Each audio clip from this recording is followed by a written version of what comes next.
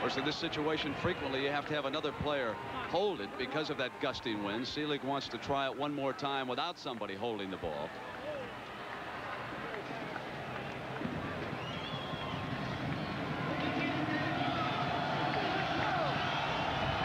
Steve Williams and Tyrone Taylor are set back deep for the Eagles.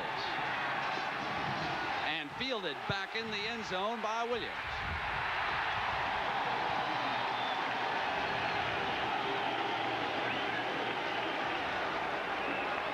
Boston College, of course, is led by the most exciting player in the college game today, Doug Flutie. Strahan is a very dependable performer, and Troy Stratford has been nursing a hamstring injury. Kelvin Martin, an explosive receiver. Phelan is Flutie's roommate and his favorite target. Now Casparillo goes in to replace the injured Gieselman in their starting lineup.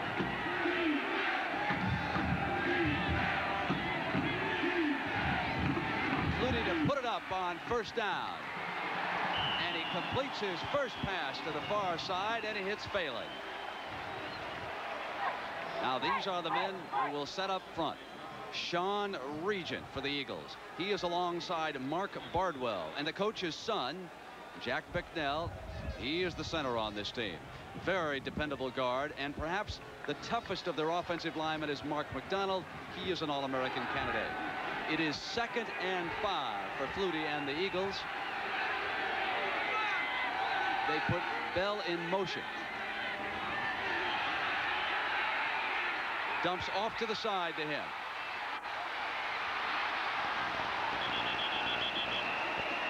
And immediately Doug Flutie opens up with 2 completed passes right here. John McVeigh made that stop, and speaking of the defense, these are the men. Julio Cortez, a very gritty performer. He's next to Jerome Brown, who's quick. Morris, the hard hitter of the bunch. And Fagan is a very, very dependable. He's probably the leader of that group, and Moss is only a sophomore. He has a bright future. Bernie Kosar said, generally, I don't pay much attention to what the other team's offense is doing, but he said, I just want to stand on the sideline and enjoy Doug Flutie. Flutie now with a 3rd and 1 yard, and he's got the first down. Handing it off to his running back, Troy Stratford.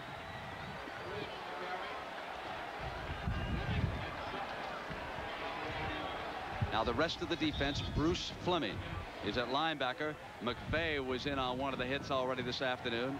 Reggie Sutton, he is one of their leaders, along with Tolbert Bain. Fullington has intercepted 4 passes this year, and Calhoun returns from an injury. We've seen 3 different plays from Boston College in 3 different formations, just what Doug Flutie wanted to do at the beginning of the game. Complete again. Scott Gieselman. We talked about how Doug Flutie likes to spread the ball around too, Brent. We've seen him throw the ball to Phelan once. He threw the ball to a back, and now he's going to find his big tight end, Gieselman, number 83. Again, he is right in the pocket. He's throwing over defensive linemen. Gieselman, the tight end, has been a big factor in their offense. The tight end position for Boston College has caught 42 passes. So Flutie wants to spread the ball around, get the ball to as many receivers, and his tight end is going to be prominent today.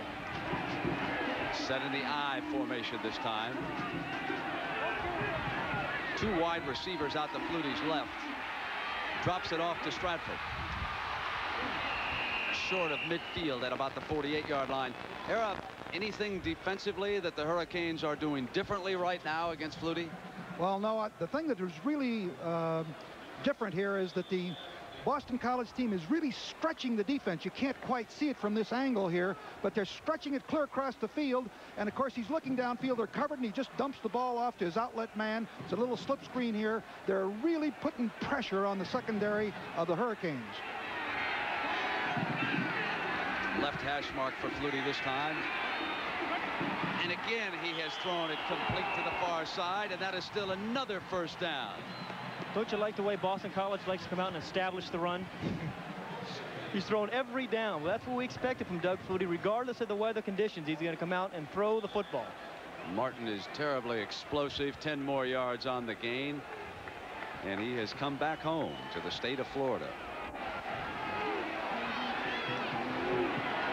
First down. The ball is at the Miami 42-yard line for Flutie. The tailback right straight ahead with Bell. Penalty flag is down.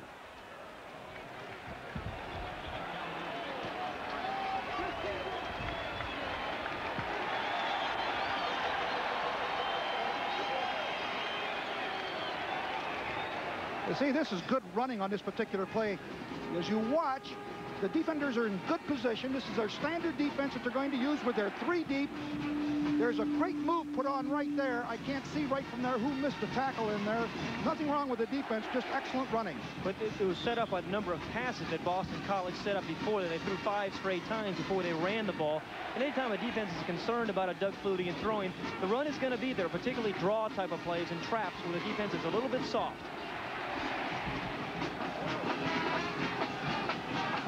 Phelan is flanked to Flutie's left. Strahan is the setback. Flutie to throw again, and he's got to complete to Gieselman. They are short of a first down.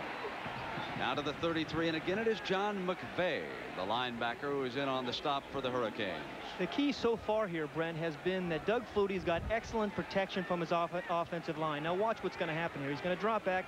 The offensive line's got those arm outs. There's nobody there blocking Flutie's vision. Gieselman, again, the tight end, finds an open area there in the coverage. Miami is using a lot of man-for-man coverage on the short routes underneath, and if you continue to do that, this is the kind of day that Flutie's going to have. Second and short, and Casparilla has checked in at tight end. Flutie with Martin, touchdown, Boston College.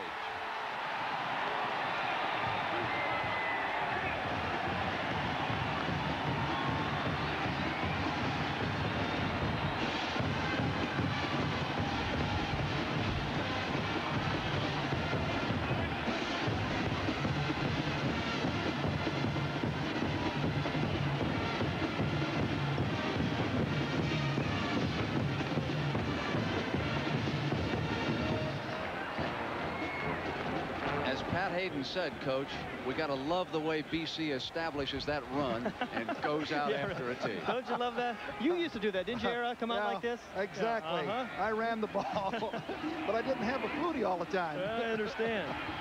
Kevin Snow adds the extra point. Boston College moves 84 yards in 8 plays. Well, this is the first throw to Kelvin Martin. Remember, Brent, what makes Flutie so difficult to defend, he's throwing the ball all over the place. We've seen Phelan catch the ball. Gieselman caught a couple passes on the drive. And now Kelvin Martin, their big receiver, catches the ball for the end zone. Good protection here for Doug Flutie once more. But again, the key here, great protection and a change-up in the receivers.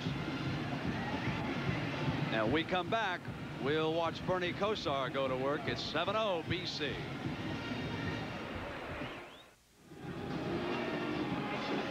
Back in the Orange Bowl, where the Eagles strike the first time they touch the ball.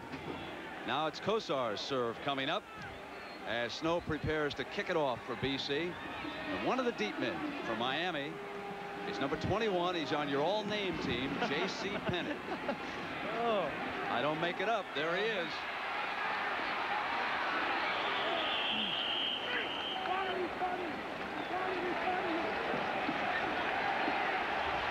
Let's take a look at the error. You see the circle flyer is Fullington, the freshman safety man.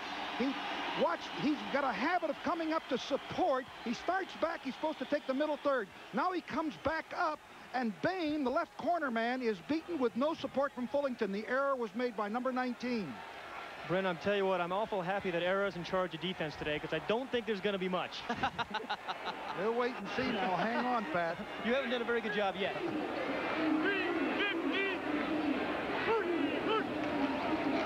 Kosar to throw on first down. Incomplete.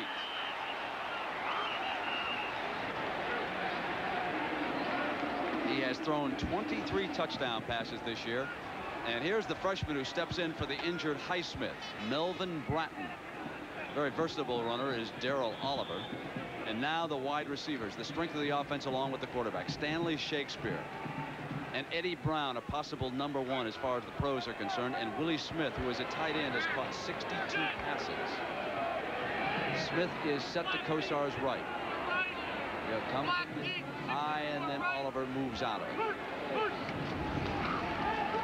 2nd and 10. Incomplete. Beautiful defense on the play by Neil Eiton, number 43. This was an audible by Bernie Kosar here. He felt he could get Darrell Oliver down the middle. He's done this in the past. He had a couple big plays against Maryland 2 weeks ago in the same kind of audible. Darrell Oliver out of the backfield. He's got tremendous speed, but you're going to see number 43 Eiton right there, who made a very good recovery because he was guarding Eddie Brown, but the ball was in the air a little bit too long. Allowed Eiton to come over and make a play. 3rd and 10.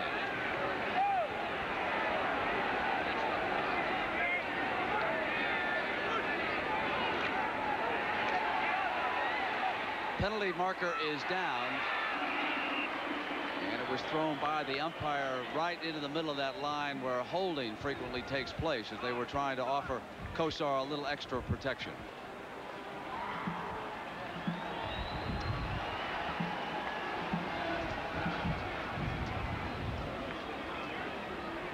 Now the rest of the Hurricane offense in the line. Paul Berticelli out of Miami. He works next to a 5th-year senior, Mike Moore.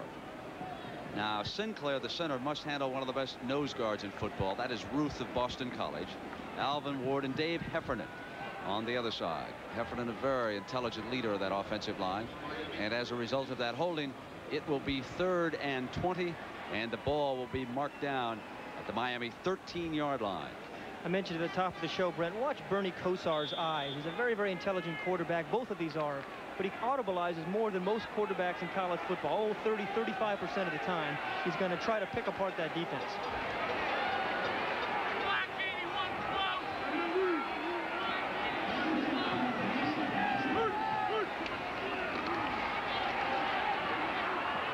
Once Brown jumps up and makes a spectacular grab, but was he in bounds? I'm not so sure. He was out. Excuse me, Brent, I'm not so sure I would have taken that penalty, because you gave Kosar another opportunity. And he almost pulled it off. Here we see from an end zone shot. One of the things that Boston College is doing is that they're camouflaging their coverage as well, particularly Pereira. And he almost goes up the sideline here. He steps out of bounds apparently and just missed getting the first down. Let's take another look at it. Remember, in college football, just 1 foot has to come down. Eddie Brown catches the ball, and it's clearly out of bounds. The official was right there, and Miami will punt. Rick Tootin will punt, and there is Martin set to return it. He is the man who scored the touchdown for Boston College. He slips one tackler, but not the second. And Doug Flutie will have it for the 2nd time at the 45 after that 45-yard punt and a 3-yard return. Coach Jimmy Johnson conferring with one of the officials, upset about something that transpired on the field. He, of course, came to Miami from Oklahoma State, and a couple of weeks ago experienced, I'm sure, the toughest game he's ever been involved in as a head coach, when the Hurricanes squandered a 31-point lead. On 1st down, here he comes throwing again. He's still perfect on the afternoon. Throws to his running back, Ken Bell, coming out of the backfield. You can't double any of Boston College's receivers when they're spreading the wealth around. Again, here's Ken Bell, who's going to catch his 2nd ball here today. Earlier, he caught a screen pass. This time, they're sending him down the field. Once more, the protection's pretty good. And it's funny, you watch Doug Flutie. He has an interesting way after he throws the ball. He gets his body out of the way. He rarely takes a hit after he throws the ball. And also, I think it prevents him from getting injured as well. Strahan now is set in front of Bell. The Eagles come out of the eye, and Flutie moves the pocket himself to the right, and it's complete. On the deflection, I was all set to say there's his first incompletion, and Martin makes the spectacular grab. Well, Doug Flutie surprises us all, Brent. Don't believe me.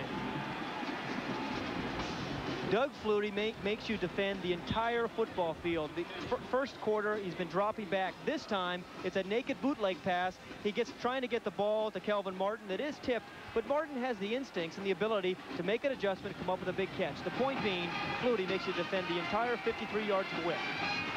His younger brother, Darren Flutie, is now flanked to the left at the bottom of your screen. Hands the ball off, and bolting up the middle was Troy Stratford. 1st down for the Eagles. This is only the second run we have seen from Boston College. We promised you a lot of offense, and believe me, that's what you're going to see it. When you're passing the ball as well as Boston College is, you're going to have some success running sprint draws and draw type of action. Troy Stratford, who was a question mark today with a hamstring injury, he means an awful lot to their offense because he has the capability, Brent, of going the entire distance. But there they used him wisely after a series of passes by Flutie. 1st and 10. The ball is at Miami's 20.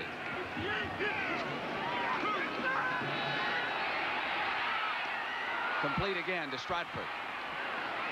5 more yards. You can see the problem that there's a real dilemma for the Miami team. How to handle this guy Flutie, as we talked at the top of the show. They attempted to blitz or bring pressure one time, and that's when they ran that little draw in there. But it's awful tough to handle a guy like Flutie. Too much versatility. You're in charge of stopping him today. Oh, well, it isn't over yet, Pat. Give me a chance. We'll hold him under 50. All right. 2nd and 5. He is 10 of 10 and averaging better than 10 yards a reception. Thrown for 1 touchdown already. Now it's 11 of 11. Stratford's got another first down at the Miami 5.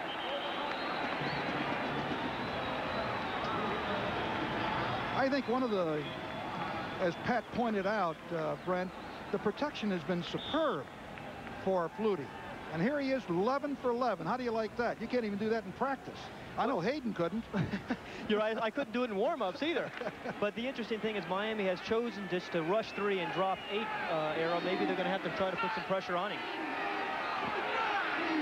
Ken Bell is the tailback. Casparilla in motion. This is Bell sweeping to the left. Going for the corner and the second BC touchdown.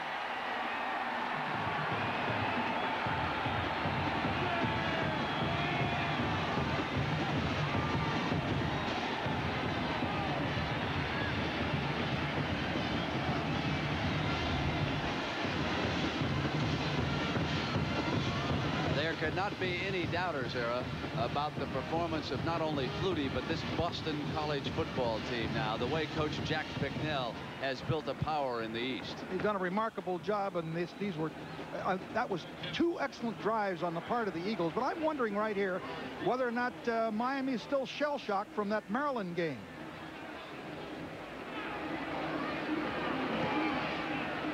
Kevin Snow adds his 2nd extra point. It's 14-0. You know, when you have to defend the run, you have to be a little bit more aggressive. But the problem with playing Flutie is that he makes you play soft because he throws the ball so doggone well. But here they come right down by the goal line with Ken Bell off tackle. Their offense has the power to run the ball off tackle, yet they can finesse you as Doug Flutie drops back and finds that open man. We'll be back at the Orange Bowl in a moment. Era, what about Miami's defense that time? Well, as you'll see here, number 1, the circled player is the contain man. They get outside the contain. One of the things when you're playing football, you've got to squeeze everything back to the inside. He gets blocked clear there, as you see, has no chance, and he gets outside the leverage. But two beautifully executed drives by the Eagles. Unbelievable. Time left in the first quarter here in the Orange Bowl. Flutie has handled the ball twice and has scored both times, and Miami does not have a yard of offense yet here in the opening quarter. J.C. Penney and Darrell Oliver are set deep for Snow. Oliver runs up, fields it at the 7 and fumbles. Picks it back up and stepped out of bounds near the 20-yard line, about the 21-yard line, and here comes Kosar. And a big day tomorrow. I want to remind everybody that the road to Lexington starts on CBS with the Louisville Cardinals taking on Indiana Hoosiers, coached by Bobby Knight. And of course, at halftime, we'll get an update from Frank Lieber. And the 2 fellows with me in the booth know a little bit about this rivalry. The Fighting Irish against the Trojans. That's going to be a good one, too. Coming after you, Hayden. Again and again, huh? It's been a long time, but we're coming after you. I understand. Here's Kosar. First down for Miami. He hands off to Bratton, and no daylight. Met right there. Mike Ruth was one of the defenders, number 68. And if you get an opportunity, watch the big nose guard from Boston College. He's one of the finest nose guards in the country. He wants to become a priest, but he said he may have to slow that up for a time while he plays a little professional football. Benches something like 550 pounds. I hate to arm wrestle him. You see the size of his arms? Who could you arm wrestle, Aiden? Oliver to the 25-yard line, where it'll be 3rd and 7 for Kosar. Well, Miami wants to obviously keep the ball out of Doug Flutie's hands. One way of doing that, of course, is by controlling the ball, controlling the clock. But really, Brent, that is not Miami's personality. They are a throwing football team. We've seen them try to run the ball here twice in a row. They've only picked up 3 yards. That's exactly right, Pat. They've got to keep the ball away from that explosive Boston College offense. They're dynamite. Brown is to Kosar's left. And there was movement in that offensive line. Now Boston College is complaining bitterly because they don't think, yeah, there it is. Well, this is one thing. Miami's been penalized 84 times coming into today's game. Now, if my mathematics is correct, that's almost 8 times a game. It's an awful lot to overcome, particularly when you're down by 14 points. Procedure, lineman moving. Against Miami, we're going to play 3rd down. Paul Schmidt, our referee, with the call. 3rd and 11 for Kosar. And Eddie Brown, the dangerous one, is set out to Kosar's left. They double the 2 men on the outside. Complete to Brown. At the 45, midfield. And steps out of bounds at the 42. He's so dangerous after he catches the ball, and that was a 37-yard gain. Boston College deployed into a jam position. You see the wideouts are trying to double up on him, but Kosar got an awful lot of time to throw the football. Brown gets into the seam, the deep seam. Look at the hole in here. Kosar has enough time. Great catch by Brown. Not only that, he can run with the football. Kosar is explosive as well, and here they come. Boy, he picked up 2 nice blocks by his wide receivers there, one being Stanley Shakespeare. Pat, there's a 1st down for the Hurricanes now at the BC 41-yard line.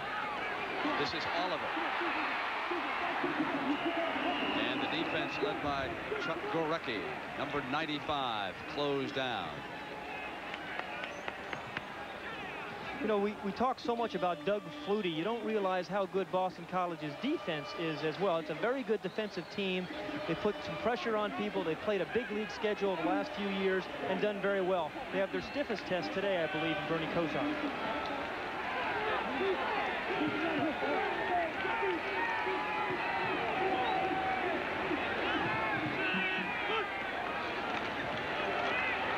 Deep drop. Sets it up beautifully to the screen. This is Bratton. Gets down to the 30-yard line for a 1st down. That 2nd effort by Bratton earned Miami the 1st down. Romanowski, the linebacker, finally brought him down. Football is very much a game of momentum. Boston College had it, but Miami now is trying to get it back. And one way of doing it is throwing some short, safe passes. They felt that Melvin Bratton is a very good receiver. They want to get him the ball out of the backfield, both on screen passes like this, as well as downfield. But the momentum here is now in Miami's favor.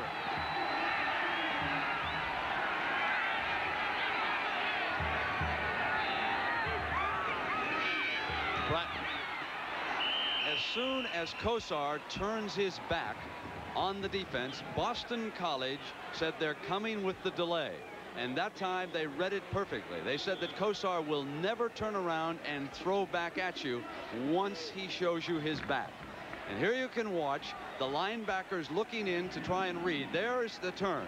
And that's when they're taught to close in. Ruth quickly moving over to cut off that seam, and the linebacker pressing in from the right-hand side. Good defensive team.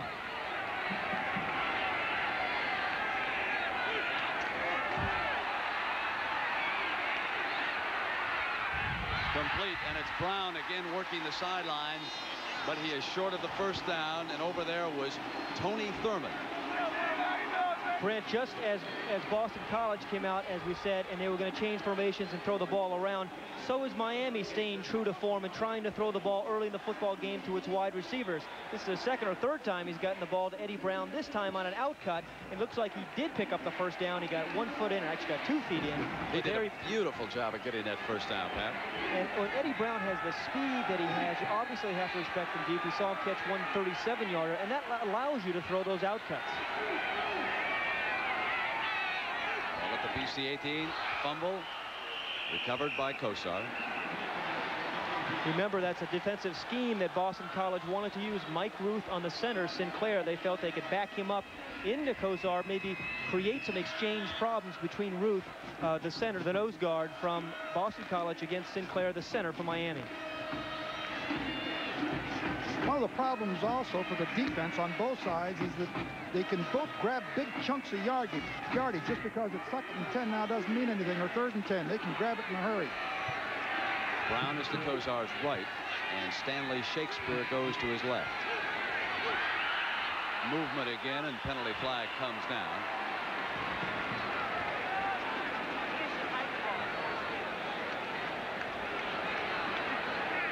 Like the right guard moved. Right guard or right tackle of the Hurricanes. Well, you're right, and this, as we mentioned earlier, Coach Bersigian, Miami's had a problem with this all year long. Came in with 84 penalties. Officials are saying the defense was threatened and the offense came up. No flag. That's fair. It's Thanksgiving weekend. Yeah, right. Offsetting penalties, I guess. It's unusual in that situation, Coach. That's right. They changed that rule so that the burden goes to the offense. Any kind of movement there. Jack McNeil is not sure that he understands it. I know I don't. 2nd and 11 for the Hurricanes. On the reverse, it's Eddie Brown, and he's got daylight. 15. Inside the 10. First down for the Hurricanes at the 6-yard line. Oh, he's explosive. A 13-yard end around. A very, very nice change of pace by Miami. We've seen some off-tackle runs. We've seen Bernie Kosar dropping back into the pocket. Now they get into scoring position, and they put some more pressure on you. They give it to Eddie Brown, the man with outstanding speed on the outside. Look at number 50, Mike Moore, out there in front of him. The interesting thing to me, Brent, was the Boston College team feels that they can run a lot of reverses against Miami's defense, but they turned the tables here.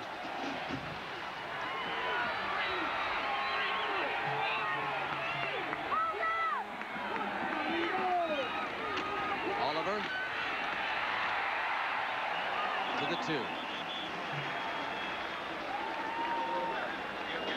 You know, this is not Miami's strong suit, the running game. As a matter of fact, they're only averaging 121 yards a game compared to 307 passing. They can get the big chunks of yardage, but down here they'll probably try to pound it in here. But they may miss Alonzo Highsmith, who was injured in the Maryland game, and he was their big running back that got that short yardage. Let's see whether or not Bratton can get it. He is number 5. Here he comes. Over the top for the touchdown.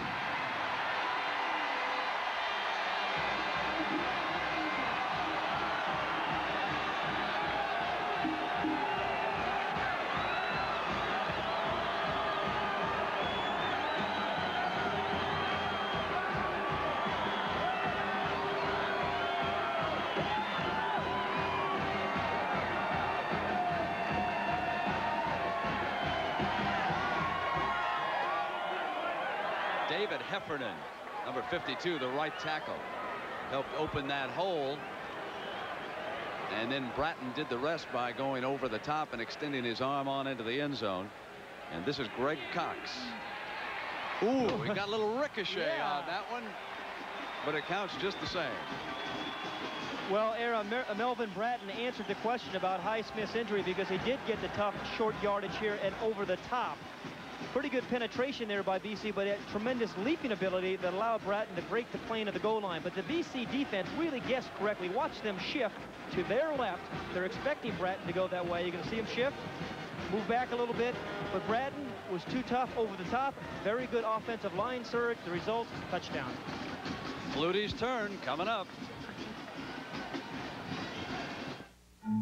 To photograph the Earth's resources from the air, they say you need a camera that can see through clouds. Fat chance. Can't be done. But Goodyear said, let's try a new way. and developed a special kind of radar. Goodyear. Yeah, the Aerospace Group. Radar that not only sees through clouds, but gives you pictures as sharp as some cameras. Good thing we didn't listen to what they say. Goodyear. Those nuggets some hamburger places serve are actually processed chicken. Excuse me, but what was that in there? It's chicken. Chicken. Processed. Processed? That's like when they take a lot of chickens and assemble the respective parts. What parts? What parts? Different parts. Parts is parts. Wendy's chicken sandwich is pure boneless breast of chicken, moist and perfect and not processed. As I hear tell, all the parts are crammed into one big part. Fused. Yeah, then the one big part is cut up into little pieces parts. And parts is parts. Pure boneless breast of chicken for Wendy's kind of people. Sunday, an NFL doubleheader featuring Philadelphia against St. Louis and San Francisco against New Orleans, or other regional games, Sunday on CBS Sports. Earl, what about the BC defense? Did they let down after going up by 2 touchdowns?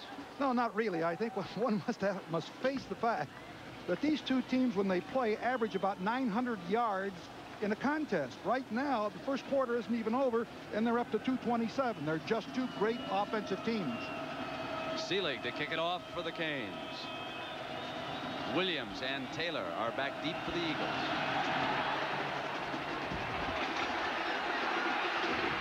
And one of the short men fields it in front of Williams and gets back to the 18-yard line. And a reminder that at the conclusion of the game, Pat and Aaron and I will select a Chevrolet most valuable player of the game from each of the teams. And Chevrolet donates a $1,000 scholarship to the general scholarship fund of both Miami and Boston College. And there is a penalty flag down.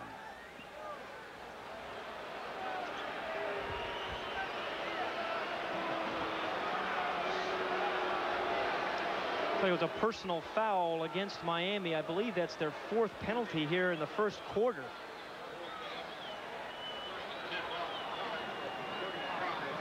And as a result, Doug Flutie and BC will come up to the 35-yard line. Flutie is 11 of 11 in this first quarter. And he's already passed for 118 yards as he closes in on still another record. Fake to Stratford, moves to the left, repositions a receiver, and hits Gieselman. Era, what about Miami's defense that time? Well, as you'll see here, number one, the circled player is the contain man. They get outside the contain. One of the things when you're playing football, you've got to squeeze everything back to the inside. He gets blocked clear there, as you see, has no chance, and he gets outside the leverage. But two beautifully executed drives by the Eagles. Unbelievable. Time left in the first quarter here in the Orange Bowl. Flutie has handled the ball twice and has scored both times, and Miami does not have a yard of offense yet here in the opening quarter. J.C. Penney and Darrell Oliver are set deep for Snow. Oliver runs up, fields it at the 7 and fumbles. Picks it back up. And stepped out of bounds near the 20-yard line, about the 21-yard line. And here comes Kosar. And a big day tomorrow. I want to remind everybody that the road to Lexington starts on CBS with the Louisville Cardinals taking on Indiana Hoosiers, coached by Bobby Knight. And, of course, at halftime, we'll get an update from Frank Lieber. And the two fellows with me in the booth know a little bit about this rivalry. The Fighting Irish against the Trojans. That's going to be a good one, too. Coming after you, Hayden. Again and again, huh? It's been a long time, but we're coming after you. I understand. Here's Kosar. First down for Miami. He hands off to Bratton, and no daylight. Met right there. Mike Ruth was one of the defenders, number 68. And if you get an opportunity, watch the big nose guard from Boston College. He's one of the finest nose guards in the country. He wants to become a priest, but he said he may have to slow that up for a time while he plays a little professional football. Benches something like 550 pounds. I hate to arm wrestle him. You see the size of his arms? Who could you arm wrestle, Hayden? Oliver 25-yard line, where it'll be 3rd and 7 for Kosar. Well, Miami wants to obviously keep the ball out of Doug Flutie's hands. One way of doing that, of course, is by controlling the ball, controlling the clock. But really, Brent, that is not Miami's personality. They are a throwing football team. We've seen them try to run the ball here twice in a row. They've only picked up 3 yards. That's exactly right, Pat. They've got to keep the ball away from that explosive Boston College offense. They're dynamite. Brown is to Kosar's left. And there was movement in that offensive line. Now Boston College is complaining bitterly because they don't think, yeah, there it is. Well, this is one thing. Miami's been penalized 84 times coming in to today's game. Now, if my mathematics is correct, that's almost 8 times a game. It's an awful lot to overcome, particularly when you're down by 14 points. Procedure, lineman moving. Against Miami, we're going to play 3rd down. Paul Schmidt, our referee, with the call. 3rd and 11 for Kosar. And Eddie Brown, the dangerous one, is set out to Kosar's left. They double the 2 men on the outside. Complete to Brown. At the 45, midfield. And steps out of bounds at the 42. He's so dangerous after he catches the ball, and that was a 37-yard gain. Boston College deployed into a jam position. You see the wideouts are trying to double up on him, but Kosar got an awful lot of time to throw the football. Brown gets into the seam, the deep seam. Look at the hole in here. Kosar has enough time. Great catch by Brown. Not only that, he can run with the football. Kosar is explosive as well, and here they come. Boy, he picked up 2 nice blocks by his wide receivers there, one being Stanley Shakespeare. Pat, there's a 1st down for the Hurricanes now at the BC 41-yard line. This is Oliver.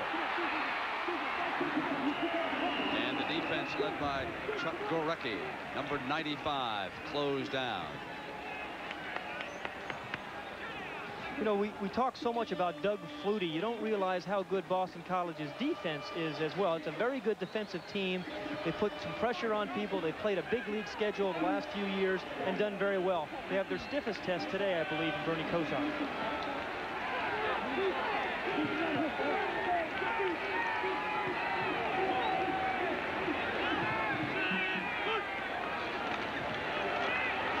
Deep drop. Sets it up beautifully to the screen. This is Bratton. Gets down to the 30-yard line for a 1st down. That second effort by Bratton earned Miami the 1st down. Romanowski, the linebacker, finally brought him down. Football is very much a game of momentum. Boston College had it, but Miami now is trying to get it back. And one way of doing it is throwing some short, safe passes. They felt that Melvin Bratton is a very good receiver. They want to get him the ball out of the backfield, both on screen passes like this, as well as downfield. But the momentum here is now in Miami's favor.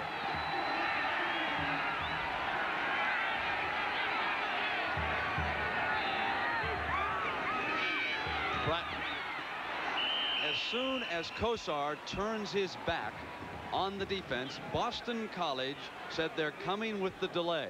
And that time they read it perfectly. They said that Kosar will never turn around and throw back at you once he shows you his back. And here you can watch the linebackers looking in to try and read. There's the turn. And that's when they're taught to close in. Ruth quickly moving over to cut off that seam, and the linebacker pressing in from the right-hand side. Good defensive team.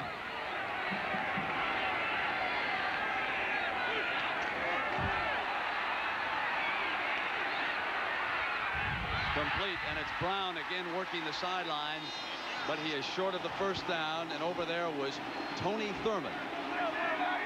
Brent, just as Boston College came out, as we said, and they were going to change formations and throw the ball around, so is Miami staying true to form and trying to throw the ball early in the football game to its wide receivers. This is the 2nd or 3rd time he's gotten the ball to Eddie Brown, this time on an outcut. It looks like he did pick up the 1st down. He got 1 foot in, or actually got 2 feet in. He did a beautiful job of getting that 1st down, Pat. And when Eddie Brown has the speed that he has, you obviously have to respect him deep. We saw him catch 1 37-yarder, and that allows you to throw those outcuts. The BC 18 fumble recovered by Kosar. Remember, that's a defensive scheme that Boston College wanted to use. Mike Ruth on the center, Sinclair. They felt they could back him up into Kozar, maybe create some exchange problems between Ruth, the center, the nose guard from Boston College, against Sinclair, the center from Miami. One of the problems also for the defense on both sides is that they can both grab big chunks of yardage. Just because it's 2nd and 10 now doesn't mean anything, or 3rd and 10. They can grab it in a hurry. Brown is to Kozar's right, and Stanley Shakespeare goes to his left. Movement again, and penalty flag comes down.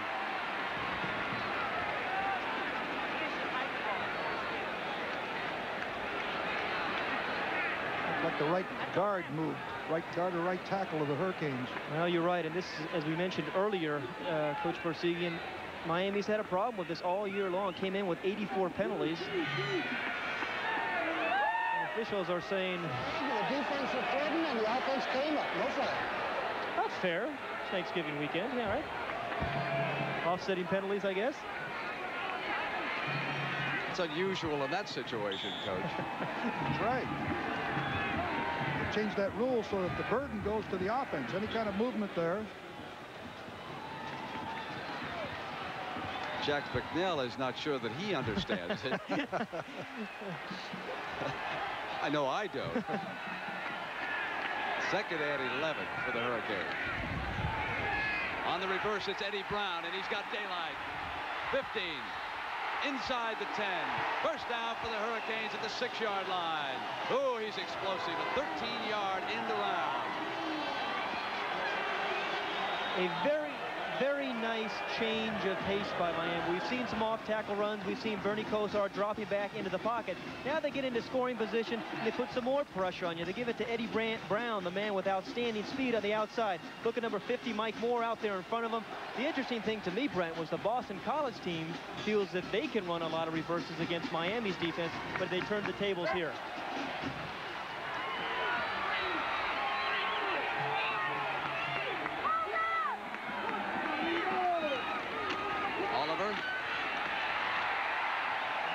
To the 2. You know, this is not Miami's strong suit, the running game. As a matter of fact, they're only averaging 121 yards a game compared to 307 passing. They can get the big chunks of yardage, but down here they'll probably try to pound it in here. But they may miss Alonzo Highsmith, who was injured in the Maryland game, and he was their big running back that got that short yardage. Let's see whether or not Bratton can get it. He is number 5. Here he comes. Over the top for the touchdown.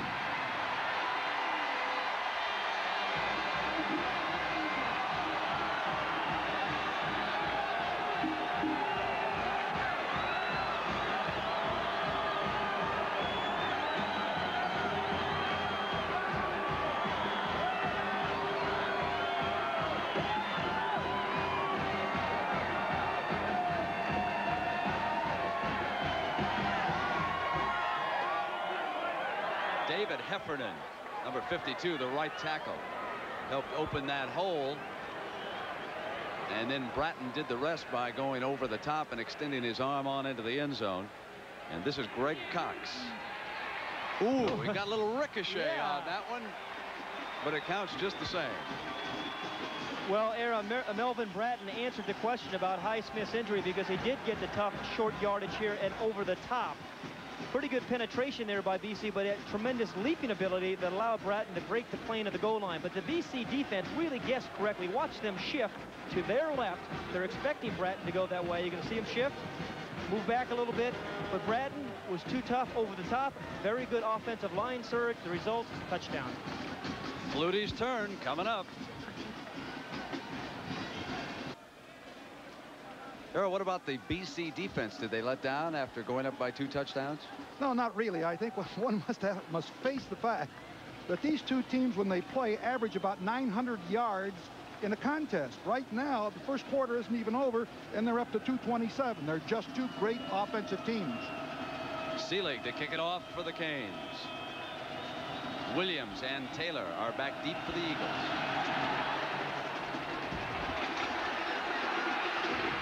And one of the short men fields it in front of Williams and gets back to the 18-yard line.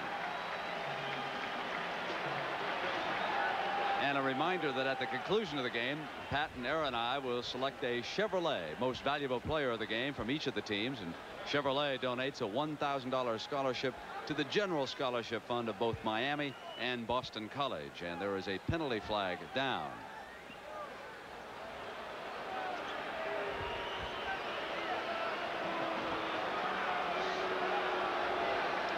It was a personal foul against Miami. I believe that's their 4th penalty here in the first quarter.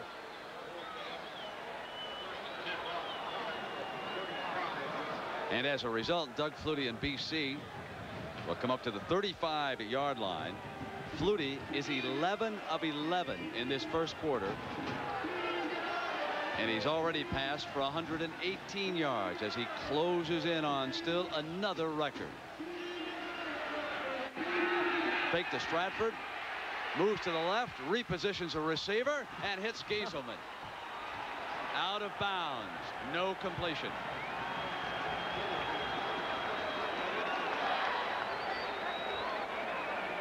Bernie Kosar, who directed Miami to its first touchdown, has pulled them to within 7. There's the pass distribution. We talked about that so much here at the top of the show in the first half. Look how Flutie is spreading the ball around. That's what makes him difficult to defend. And then after he's throwing the ball around to a number of different people, they run a draw or a trap, and you've got a halfback in the defensive backfield. And that was his first incompletion in the game. Stratford and Strahan are set behind him in the eye, and Flutie will sprint out to the right. To Martin, incomplete. Brent, the coverage is a little bit better in this series of downs for the Hurricanes. I think they're getting more familiar with what Flutie does and where the receivers are coming from. They did make a dramatic change in the coverage of their underneath people, the linebackers and the outside backers, along with the strong safety. Hadn't done it for a number of weeks. Here we take another look at the entire defense. You can see the coverage is much better here. Of course, he slipped and fell right there. I didn't realize that. I guess that was Calhoun that slipped and fell, number 2. 3rd down and 10.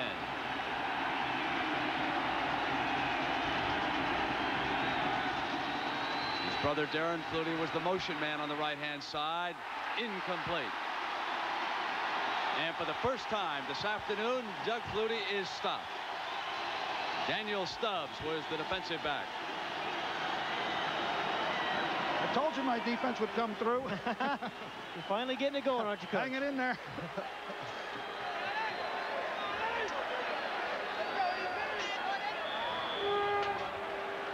14-7, Boston College leading Miami. Steve Peach, a quarterback on this BC team, will punt. No one plays much quarterback except number 22. That's Eddie Brown. Steps out of bounds there at the 30-yard line. Well, he is quick, and you can just tell that when every time he gets the ball in his hands, that he's good on the dance floor. He reminds me of my own youth.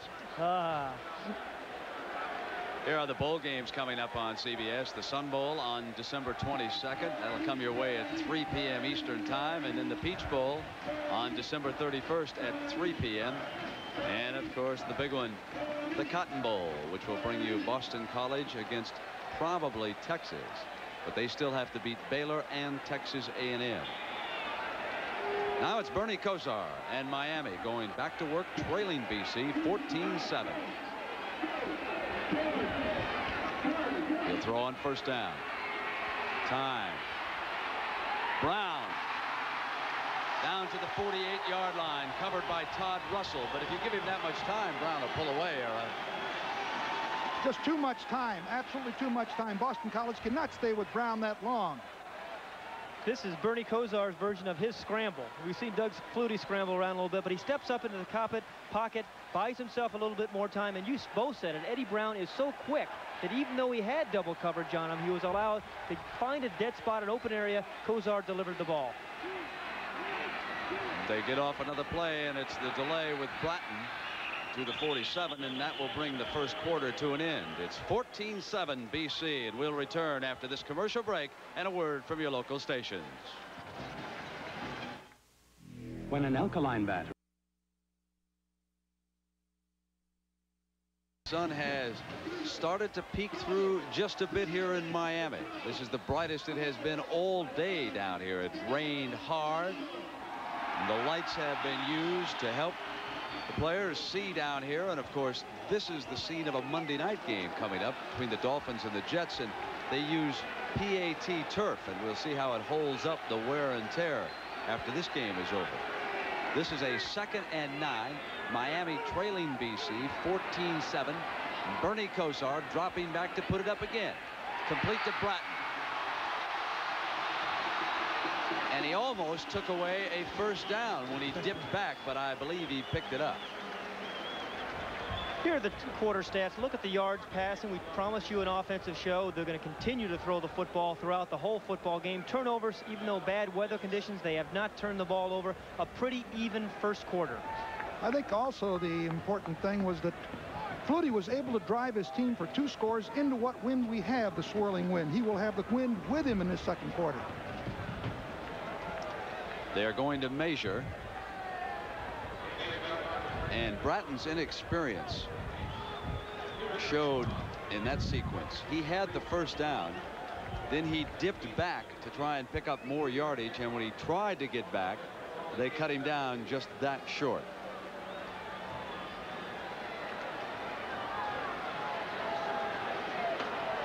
Bernie Kosar's also had a very good first quarter. I'm certainly not disappointed with either one of these. Different styles, but they both get the job done. They're not getting to him either, are they, Pat? Not putting much pressure on him. You're right. Short yardage formation by Kosar. And it's Bratton for the first down. Fumble. And it goes out of bounds. Miami's ball. David Pereira was over there for BC, but he could not get a handle before it went out of bounds. So often on short yardage, if the back can get through the initial wave, and here he picks up a nice block and gets outside, and then really tries to run over Pereira, the ball does pop out. The BC players are there to try to make the recovery. Didn't have possession before he went out of bounds. Actually didn't have possession at all. That was number 36, Peter Holy. But a first down for the Hurricanes. After that 16-yard gain, ball is inside the 25. And on first down, they run off tackle to the right side. David Thomas made the stop on Warren Williams, who is checked in.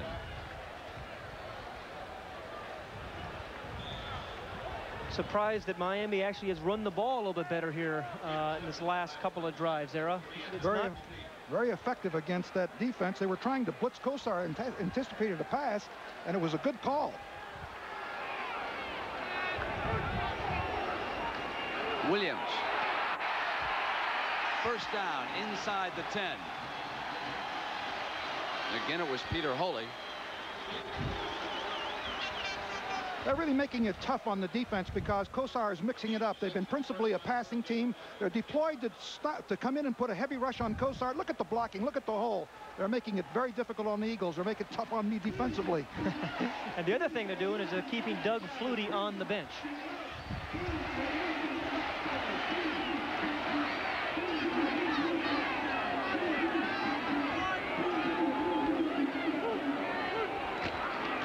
Bratton stopped by the middle of that BC defense.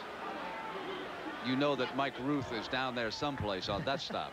It's a pretty good guess.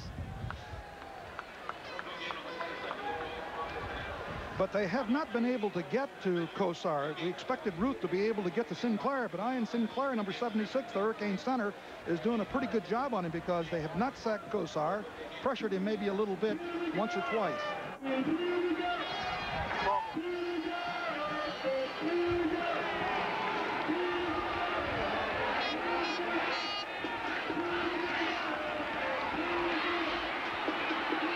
Man is open as Smith, the tight end, and he drills him for the touchdown.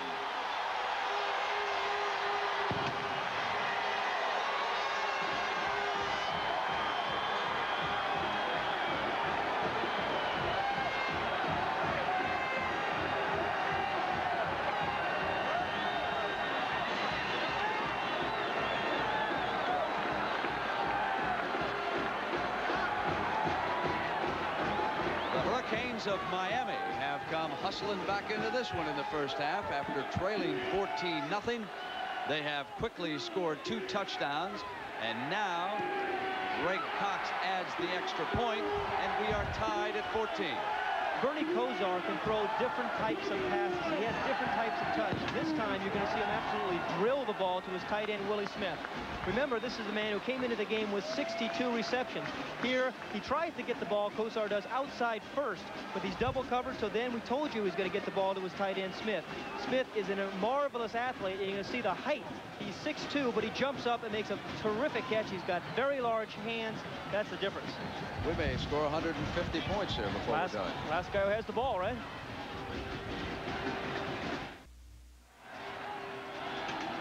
Back in the Orange Bowl, and you can see how quickly Kosar took the Canes in for their second touchdown. Seelig kicks it off, and again it is fielded by one of the short men, and he is brought down at the 27-yard line.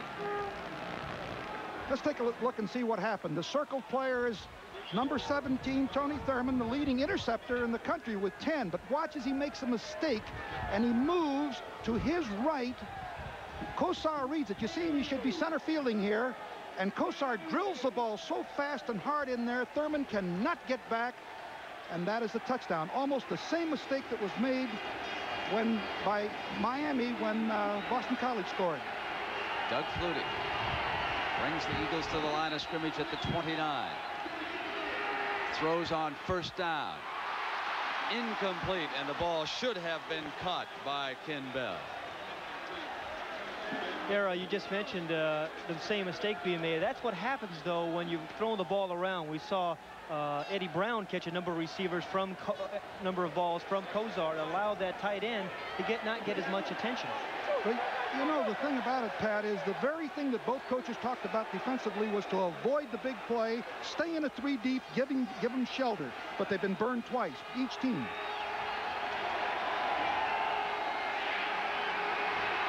Whoops. Comes back to the other side. Complete. And that time it went to his running back Bell, and he held on. Reggie Sutton was the corner, but not until Bell had picked up 17 yards and a first down for the Eagles. When you watch Doug Flutie play the game of football, you always have a smile on your face because he's always going to do something like this. Here, you can't, this is just athletic ability. The impromptu play, it's very difficult to defend. You're going to have some defensive breakdowns. He has a marvelous knack of finding open receivers. The outside linebacker, Cortez, did not contain. He dropped back into coverage, and of course that gave Flutie that opportunity. They run on first down. Stratford up the middle, and that is only the second time in this game that BC has gone to the run on first down.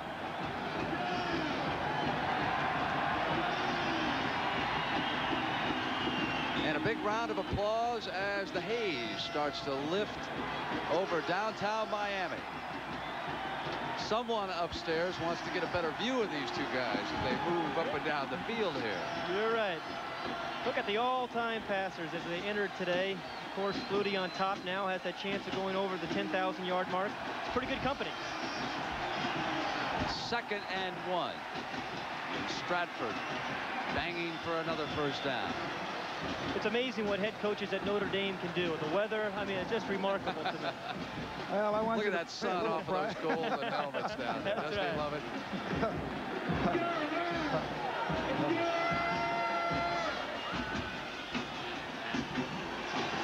Well, this is not going to be a defensive battle, that's for sure. When did you figure that out? You want to go out and when you guys gave me the defensive responsibility. Ball is at the 42 now on first down. And right out to the side it goes to Stratford. Out of bounds inside the 35, but there's a penalty flag down. Boy, Troy Stratford had a bad hamstring coming into the football game, and you really saw the effects of it there, Brent. He just could not really take off on that leg.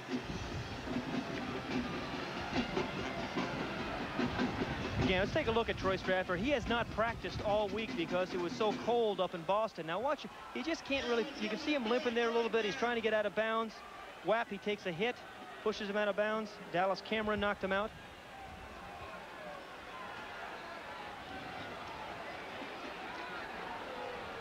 They must not be sure either.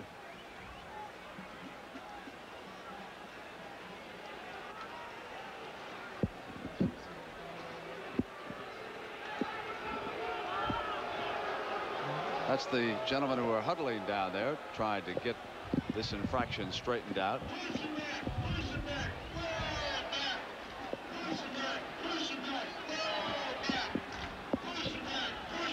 We're going to bring in one more, I think, for maybe they'll just take a vote.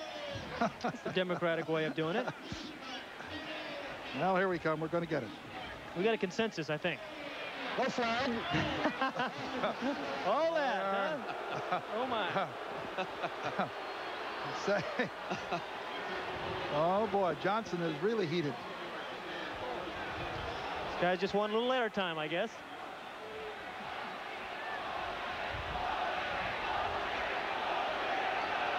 So it's a first down for BC and Doug Flutie. The ball is at the Miami 30-yard line as they pick up 10 yards on that last play. Ken Bell replaces Stratford. He's the tailback.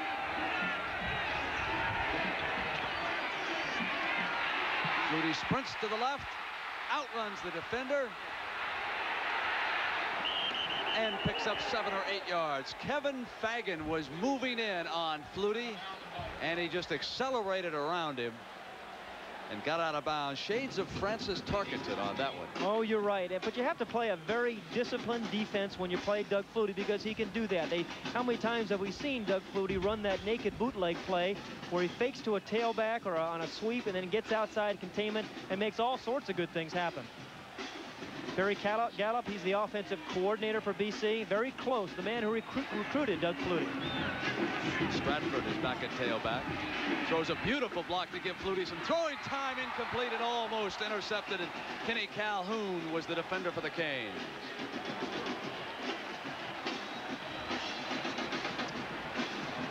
Amazing thing about both quarterbacks today is they have not thrown many interceptions.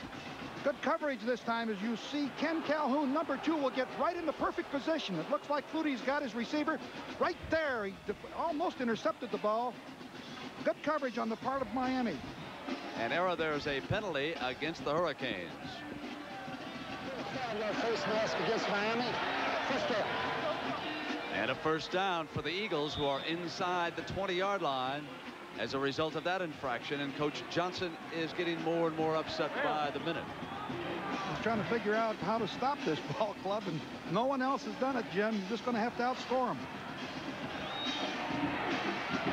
They'll go to one running back in this formation. Strahan off the left side on the slant to the 15-yard line. Bruce Fleming, linebacker for the Canes, was one of those who applied the hit. It'll be second down for Flutie. The ball resting on the 15-yard line.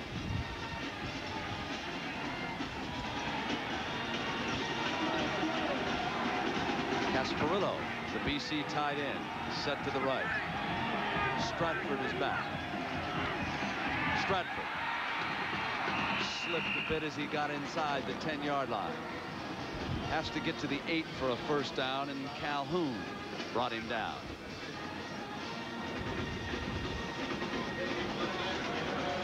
It'll be a short yardage formation sent in now by Coach Jack Bicknell and the Eagles. I think it was last week when they got hooked up with Syracuse in a tough ball game in bad weather conditions. Boston College demonstrated that they can run the football when they need to. But the versatility, of course, of Flutie gives them a tremendous dimensions in both phases of the game, running and passing.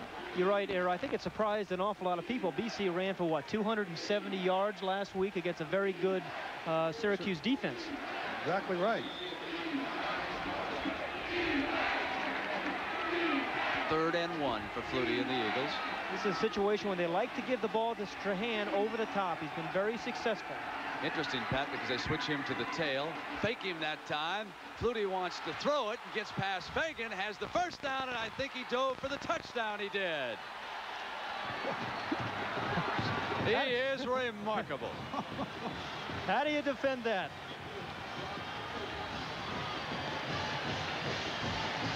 You know, Pat, forget whether or not he can ever play in the NFL. You and I were talking about that this morning.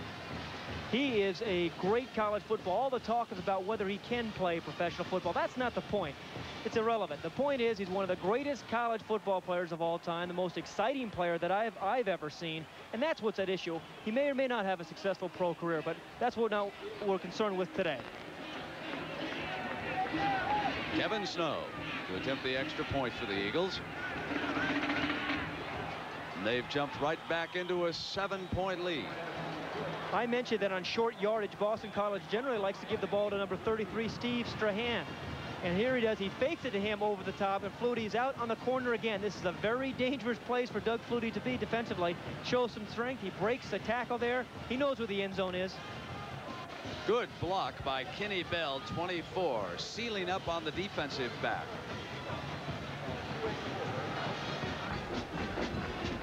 Back at the Orange Bowl in Miami, where the Boston College Eagles have just come back and regained the lead on the Hurricanes of Miami. And that's the time remaining in the first half, and now it is Mr. Kosar's turn to go to work against that Eagle defense. 21-14 in the first half already. J.C. Penney is back deep with Darrell Oliver. This is Penney. Out to the 18-yard line. You know, from a coaching perspective, I think that I would have wanted Flutie to throw the ball to Ken Bell, number 24. You see how open he is right there? Right there is Flutie, number 22. Now he runs the ball, and you take a risk. You take the risk of an injury. Now, Flutie is a great runner and a tough little guy, but why take the risk? He could have thrown the ball to Bell. Those coaches always want to take the fun out of it. Don't they? I know. I mean, I want to see the guy dive in the end zone. Right? I'll tell you. Yeah, but Ken Bell wanted the ball. Kosar's turn for the Hurricanes. First down. Off the fake to Williams. He draws time. And he has got Stanley Shakespeare all alone. A coverage mistake inside the 40, the 35, and down to the 32-yard line. Stanley Shakespeare and Neil Eiton finally brought him down after a 49-yard gain. Kosar to Shakespeare. Brent, when you said coverage mistake, you're absolutely right. Remember all the balls that Eddie Brown, number 40, has caught today? Oh, here's what happens when you start getting concerned with Eddie Brown. The other wide receiver, the flanker, number 6, Stanley Shakespeare. Now, there should have been a linebacker or somebody there in the middle of the field to try to take that away. There was nobody there. There was a big hole. And Kosar, again, with the eyes, he always has the vision. He finds the open man on the field. He spreads the ball around, too, as well. And he has hit 7 in a row after missing his first 3 passes today for a total of 143 yards. There's that deep drop. He sets the screen with it, and there's Bratton. Bratton breaks a tackle and gets to the 25-yard line. David Pereira, the strong safety, brings him down. He's 3 yards short of a first down. But you have to like the play selection by Miami. They'll go downtown, come up with a big play downfield like we saw to Shakespeare. Then you're concerned about that. The next thing they do is come out and throw a little finesse at you, a little screen pass after you're dropping deep to try to take away the big play. Good play selection by Miami.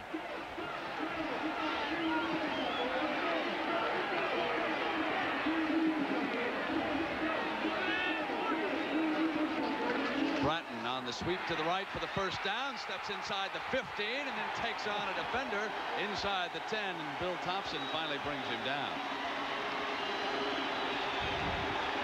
17-yard run by Bratton, and now the Canes are knocking on the door again. The last team to handle the ball may win this. And speaking of handling the ball, it's the season premiere of NCAA basketball on CBS tomorrow. It's a good one. 1 p.m. Eastern time. Louisville, coached by Denny Crum, against Indiana and Bobby Knight. And we'll hear from Frank Lieber at halftime of this game. He'll be there covering for us tomorrow. Here it is, first and goal for Kosar and the Canes, and he'll put it up. Touchdown, Miami. Warren Williams out of the backfield.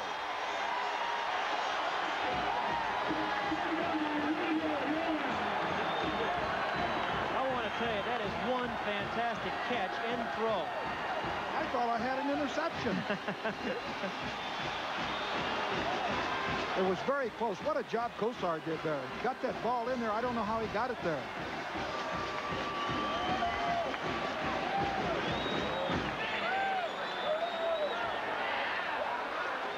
Greg Cox hits this extra point. It'll be 21 all with 7:38 to go in the first half. And that's what it is. Boston College's defensive game plan was to drop back and play coverage. And here you're going to see what happens. You're going to give Bernie Kosar a little bit too much time. They have a four-man rush there, but they can't get to Kosar. He's looking for receivers. He buys himself a little bit more time and really throws off balance and still was able to get enough on the ball. And a beautiful catch by number 24, Warren Williams, out of the backfield. This drive saw a lot of different type of plays. A big pass play to Stanley Shakespeare, a screen pass, and now the big catch by Williams. Tyrone Taylor and Steve Williams with Bernie Kosar throwing the final 8 yards of that drive. He was 3 of 3 for 64 yards. So he passed for 64 of the 81 yards. Now it's about to be Flutie's turn again. This one bounds out of the end zone. It'll come out on the 20-yard line. Brent, this touchdown is an almost. As you watch Chuck Gorecki come from the right side of the screen, almost gets to Kosar. Watch him come right here.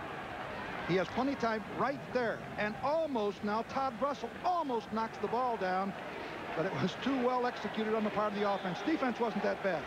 A lot of almosts on his defense. Well, I said that'll get you beat, won't it? A lot of almosts. Here's Doug Flutie with his 5th possession. He has 3 touchdowns and 1 punt, as does Bernie Kosar. Stratford is the tailback. They'll throw again on first down. Complete. And that's Gerald Phelan, Doug Flutie's roommate and his favorite target at BC. Era, you really have to enjoy the play selection by both these coaches, both these staffs. Again, we talked about them spreading the ball around. Phelan catches his 2nd pass today. Both quarterbacks are doing a marvelous job of getting the ball to backs and getting the ball downfield, change of paces with some screen passes and some draws and traps. And also the beautiful quick release that Flutie has. Flutie needs just 11 yards now to pass 10,000 yards passing. Hands off that time to Stratford, who was brought down after a yard gain.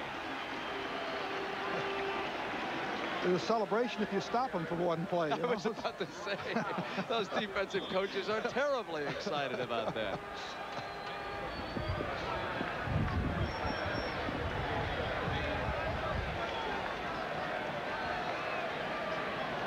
Steve Williams checks in at tailback, and they right away flank him out to the left. Strahan, the lone running back behind Flutie on this 2nd down.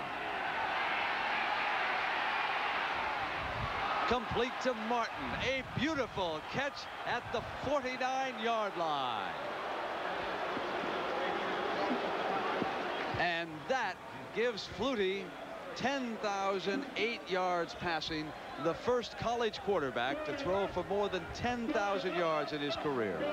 The coverage is not that bad, as you can see here, but Flutie just drills that ball. It's a great catch, but the defense is not that bad. It's good offense. They'll favor the pass on first down, and this time they'll go to the run with Troy Stratford. Well, I'll tell you what, not only have we seen great quarterbacking here in this first half, but we've seen some remarkable catches. There we just saw one by Martin.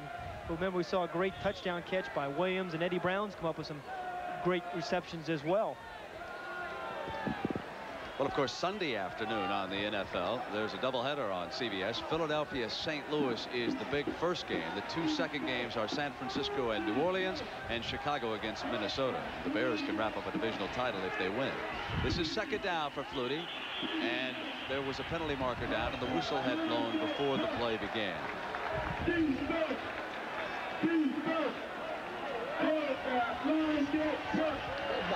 Illegal procedure.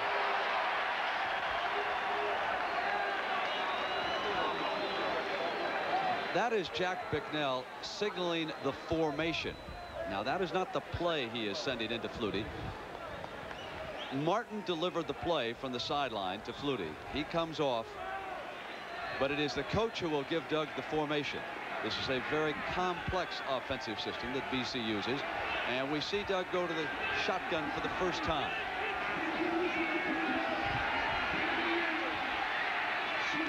Martin, fumble, Miami's ball.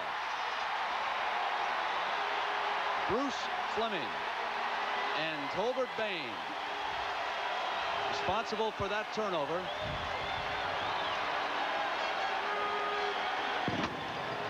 This is what Miami was hoping for. Try to force Boston College to throw the ball underneath in front of the coverage, come up and be able to rally around the football, cause a couple of fumble recoveries or perhaps interceptions. But watch how Flutie's allowed to step up in the pocket and drill the ball right on the numbers to Martin. And then he tries to secure the ball, but Bain, number 18, strips him of the ball, and there's Fullington to make the recovery. You can see here how wide open he is. There's a big hole right in here, and of course Flutie steps in, makes a great pass, but there is the kind of defense that you need. Good contact and a turnover. And the first turnover in the game. And Kosar will throw on first down to Eddie Brown inside the 40-yard line as he slid into the 37 with a completed pass. Bernie Kosar said, and we said at the top of the show, he wanted to get the ball to his outside receivers. He's done that here in the first half very effectively. Many times to Eddie Brown and, of course, to Shakespeare as well. This time, watch how he drills that football low and away. There's no way that ball is going to sail on him and get picked off. Eddie Brown, again, finds a dead spot right in front of the safeties. 24-yard gain, and Kosar has completed 10 straight.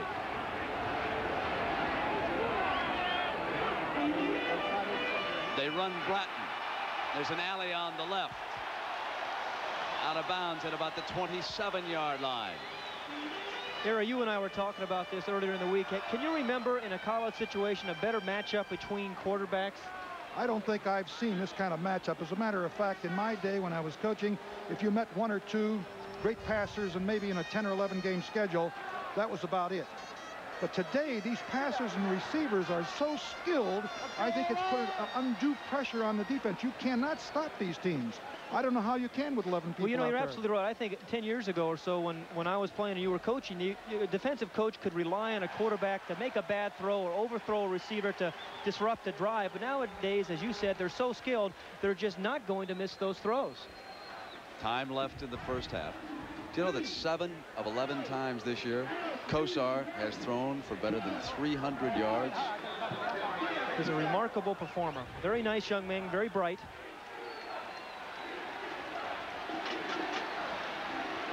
He sends Bratton into a slot for the first time on this first down.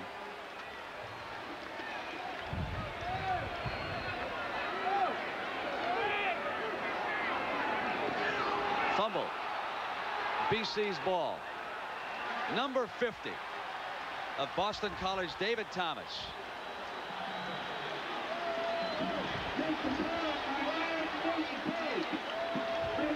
They turned the ball right back to Doug Flutie in Boston College. Just looked like an audible by Kosar. He was going to run the ball here, and Bosa, number 97, really stripped him of the ball. And there's number 50, David Thomas, to make the recovery. But both teams had turned the ball over to opposing quarterbacks.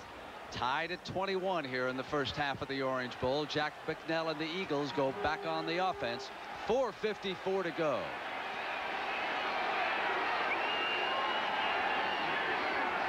Casparilla in motion. Flutie flush to the right. Throws a completion to Phelan. He is run out at the 42 by Sutton. You never quite know where Doug Flutie is going to end up. This play was designed for him to drop back in the pocket and try to find a receiver. But again, you cannot defend the impromptu play. He can't find anybody right there, so he turns and spins. And he's got the quickness and speed to get away from a rush. And that's what gives his receivers like Phelan an opportunity just to find an open spot. There was no contain on the left side. And that was the big problem. It allowed Flutie to come back to the outside. You've got to keep him squeezed in. 2nd and 1. Here's Stratford. Has the first down. You know, They'll have the ball at the 45. One thing, Era, that I've noticed against BC, what I would try to do a little bit, I think, with Flutie, is really giving some inside rush. We've seen Flutie step up into the pocket a couple of times and hit the receivers over the middle. I would like to see him get a little bit more of an inside rush so he doesn't really have so much open area. It's a very good point, Pat, and I think you got to contain from the outside. You can't let him scramble out of the pocket. They have been void of a contained man. He immediately senses it, feels it, and takes it. They run the delay and get nowhere. Stratford, the ball carrier that time. And there's a penalty flag down in the secondary.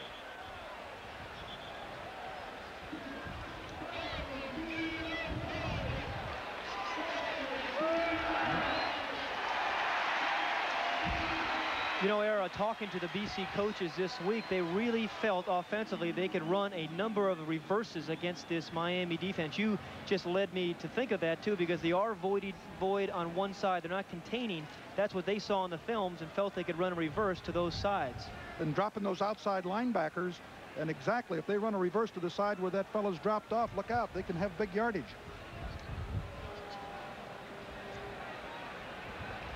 And here's what Doug has done so far. 17 to 21 for better than 200 yards, 1 touchdown. He has run for a second. That's a day's work for 98% of the quarterbacks in the game. For Doug Flutie, it's not even a half's work. He's got 4 minutes and 33 seconds to go. And he's a week away from picking up the Heisman Trophy. And he's taken on a young man who's going to be a serious contender next year, and that's Bernie Kosar. On the delay, Strahan bangs back to the 40. But that'll leave the Eagles with a 2nd and 15 is Bruce Fleming, number 58, who has been very active at that linebacking spot, mirroring Doug Flutie in this game. And he has come up with several big tackles for the Canes, although we certainly don't want to stress too many big tackles in this game. But it's 21 all in the first half. Brent, I'll tell you, if I were to go into pro ball, I wouldn't hesitate to take Doug Flutie as my quarterback right now. Do you have an announcement for us? No announcement. Okay. I'll just tell you, I'd take it. Flutie to throw it on 2nd and 15. And Victor Morris. Now here's the got thing. A big paw on it. Yeah, you're right. And Doug Flutie is sensitive about, because of all the talk about his height, about getting balls batted down. Now, lots of quarterbacks get passes batted down. Bernie Kosar has had his share as well. But here he just gets pretty good protection. Remember, these guys are pretty large. And it did get tipped there. But it's going to happen to any quarterback in any given game. Particularly short ones like yourself. Thank you, Era. I appreciate it. What was the score of that Notre Dame SC game a few years ago? 51 to nothing in 1966, sir. That's the wrong year. I'm talking about 74. Flutie to throw it, and there's penalty flags down on both sides. Incomplete. Miami appeared to be offside prior to the snap.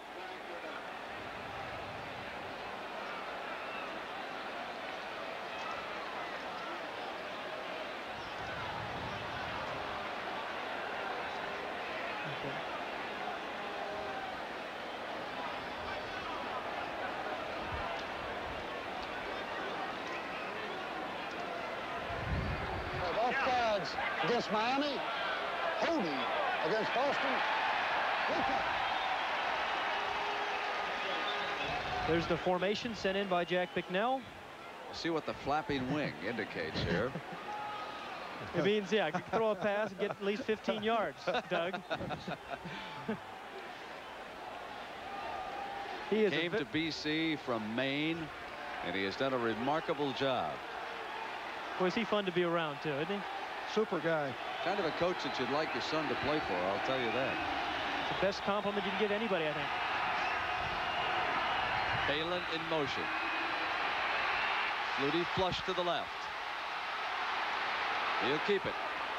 Diving for the first down. It's going to be very close over there.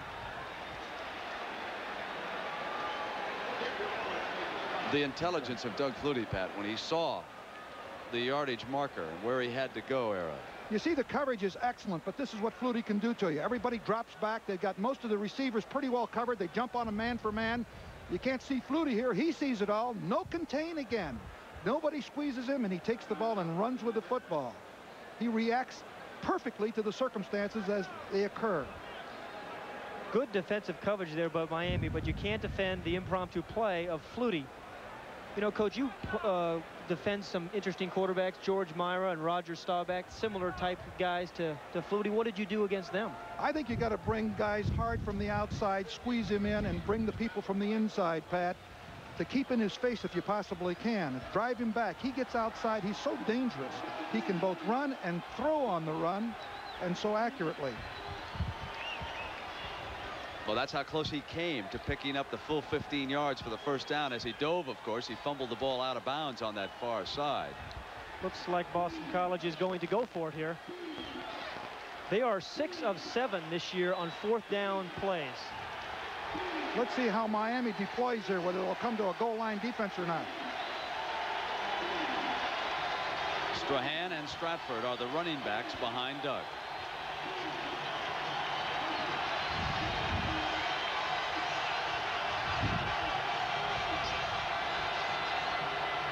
Stratford for the first down. 3:20 on the clock.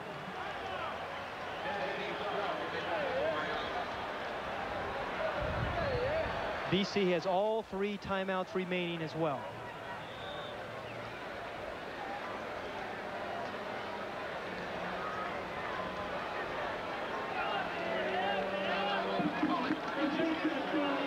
Dombrowski checks in as 1 wide receiver, along with Darren Flutie, who is Doug's younger brother. That's him at the bottom of the screen. They'll run on first down with Kenny Bell, and he is stopped and thrown for a loss. Calhoun was coming up from the secondary to help out on the play.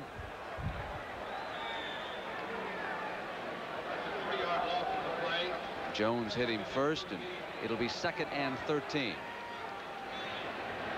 Coming up at halftime, we'll have a live report from the Louisville, Indiana game. Frank Lieber is there.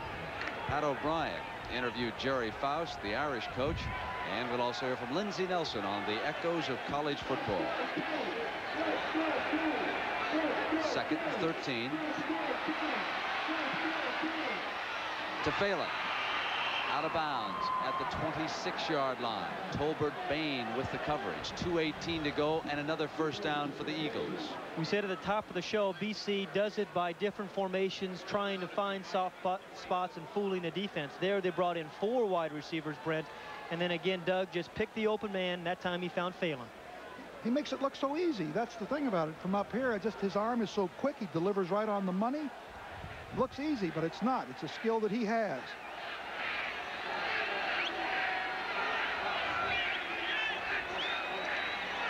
Throwing again on first down. Drops it off to Stratford. Inside the 20. Ball will be spotted at about the 20-yard line. Here, watch Doug Flutie after he releases the ball. This is one reason he has stayed healthy in his 4-year career at BC. He's going to release the football and jump away from the defender. Whap, that's a smart kid, I want to tell you. He's been doing that all day. He avoids a lot of punishment that way. You see the size of his hands on that ball? Very, very large hands. For a guy 5'9" and 3/4? Yeah, you got it right, 3/4. Here's his second down. Incomplete.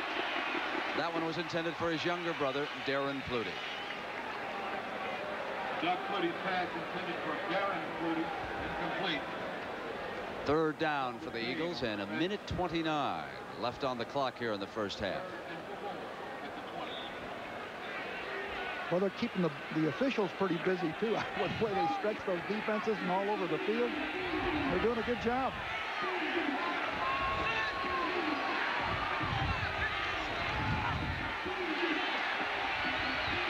Middle is clogged. Comes to the right. Steps out of bounds at about the 10-yard line. Another first down.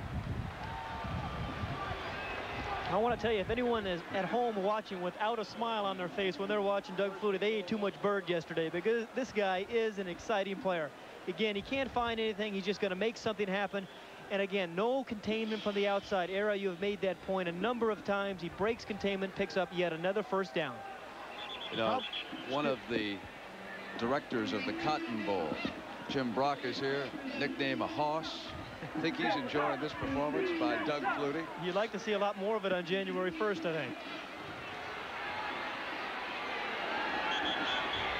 He says, if I see Doug go down in a heap and get injured, I'm going to run out there and jump on the stretcher myself and take his place. I don't blame the hoss.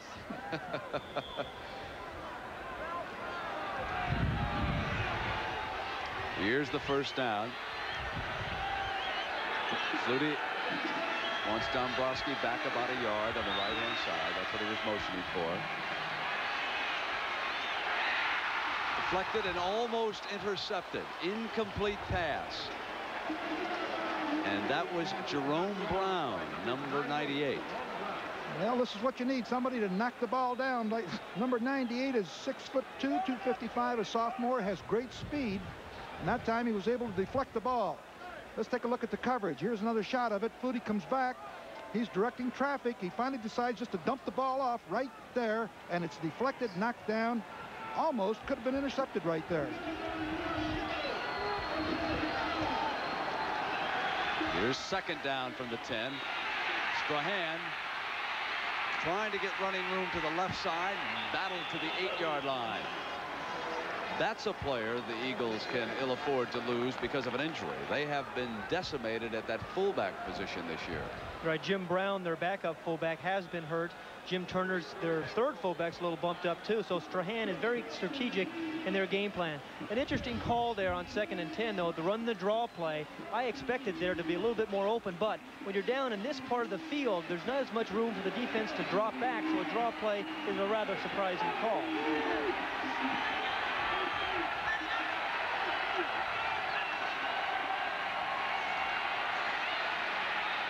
To the end zone, and it's complete for the touchdown. He hits Gerald Phelan. Well, you're not defending him very well, Coach. I'm telling you, I thought we had it done that time. But he gets the ball there so rapidly, and also it was a great catch by Phelan. That ball was thrown low.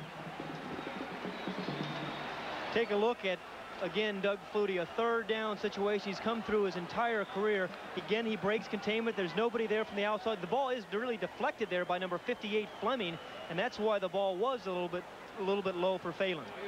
And Tolbert Bain almost got there. A deflected pass by a linebacker results in a touchdown. Kevin Snow adds the extra point for BC. You've got 28 seconds to go in the first half. Doug Flutie is now 20 of 27 for 238 yards and 2 touchdowns. And here's one of those touchdowns right here, a play action fake. Again, he's get very good protection, and you're going to see we're smiling watching Doug Flutie, but he's pretty happy about things as well. We'll be back at the Orange Bowl with Boston College ahead 28-21. Can Bernie Kosar score in 28 seconds? Well, Brett, he did it against Florida. He had 36 seconds left in the game against Florida, put his team down and brought them down for a touchdown. So the answer is yes. Here's Snow's kickoff for the Eagles. Darrell Oliver, J.C. Penney are set deep.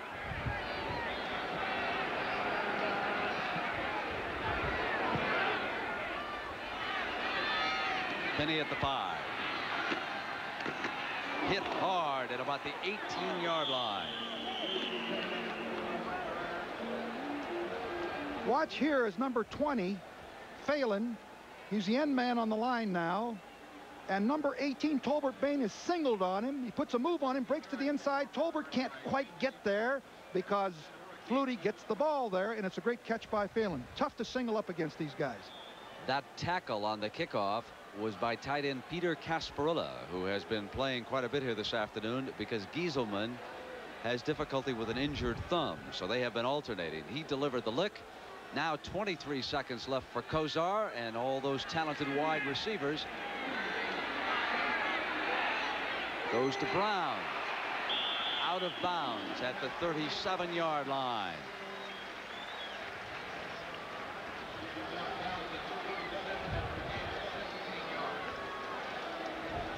And at halftime, we're going to be talking about tomorrow's game, our season premiere, the road to Lexington, Kentucky in the Final Four.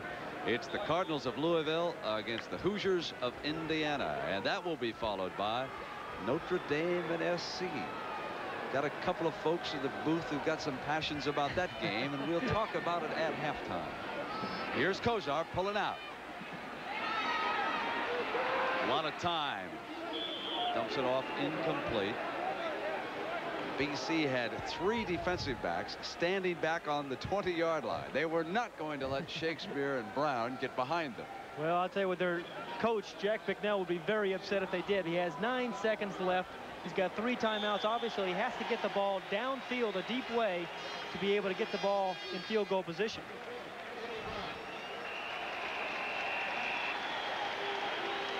Bernie had completed 11 passes in a row before that incompletion.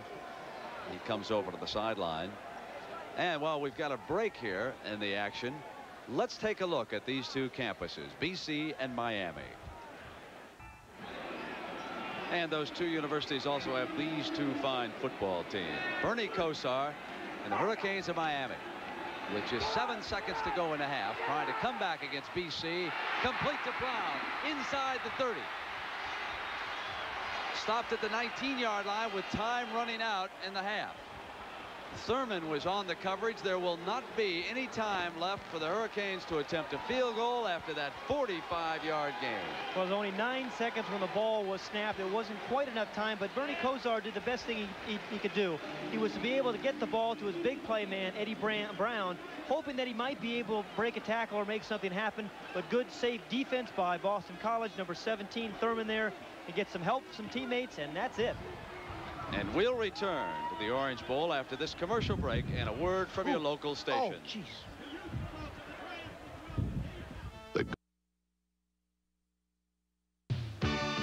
CBS Sports presents college football, sponsored by Chevrolet, who invite you to see, drive, and live today's Chevrolet. AT&T, the more you hear, the better we sound.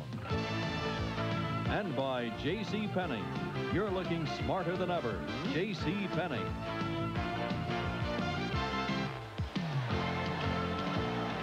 Set to start the second half. Boston College leading Miami 28-21. Will kick it off. It'll be Kevin Snow to kick for the Eagles. And back deep, J.C. Penney on the right. Darrell Oliver on the left. I expect to see someone named Levi Strauss playing in the other backfield. It'll go out. J.C. fumbled the ball out of bounds. It'll be down right there. So a big mistake. He should have let the ball go out of bounds, assessed the penalty. He knows better than to try to field the ball. It's headed out of bounds right there. The halftime statistics, gentlemen. Well, there wasn't much defense there. We talked about that a whole 660 yards in total offense. The quarterbacks have played magnificently. The statistics prove that, and only 1 turnover from each team. Looks like some of my normal work. That's right. Oh, we made some adjustments at the half, and it's okay for Hayden to help out on the defense now. No, I only want the quarterbacks. Here's a first down for Bernie Kosar and Miami, trailing it by 7. He'll pass from his end zone on first down. Throws underneath to the tight end Smith. Out to the 10-yard line. A little breathing room error. You see all the adjustments that are being made here, a discussion right on the sideline. And here's the replay of the pass from Kosar. The secondary is pretty much standard that time. Just an out pattern here. Nobody there to take care of it. We don't see the reception right down here in the corner where the official is. 2nd and 5 for Kosar and the Hurricanes. Bratton and Oliver are his running backs. Penalty marker is down. He hits Smith again for the first down, and it is obvious now that Miami is going to try to utilize the tight end a little bit more, and he is a good one. Well, 62 receptions coming in, Brent. You're absolutely right. We saw him catch the touchdown pass in the first half. A remarkable athlete. Left side on the defense. Decline. First down. So they move the sticks now for the Canes. Both these teams use the tight end an awful lot, and I think that's one of the things that have changed in college football over the years. It shows you some of the sophistication in passing attacks in the college ranks now, where college teams can get to the ball to the tight end very successfully. Ball is at the 16-yard line for Kosar.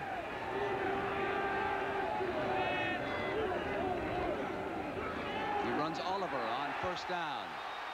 Bangs out to the 32-yard line before David Pereira, the safety, is forced to come up with the stop.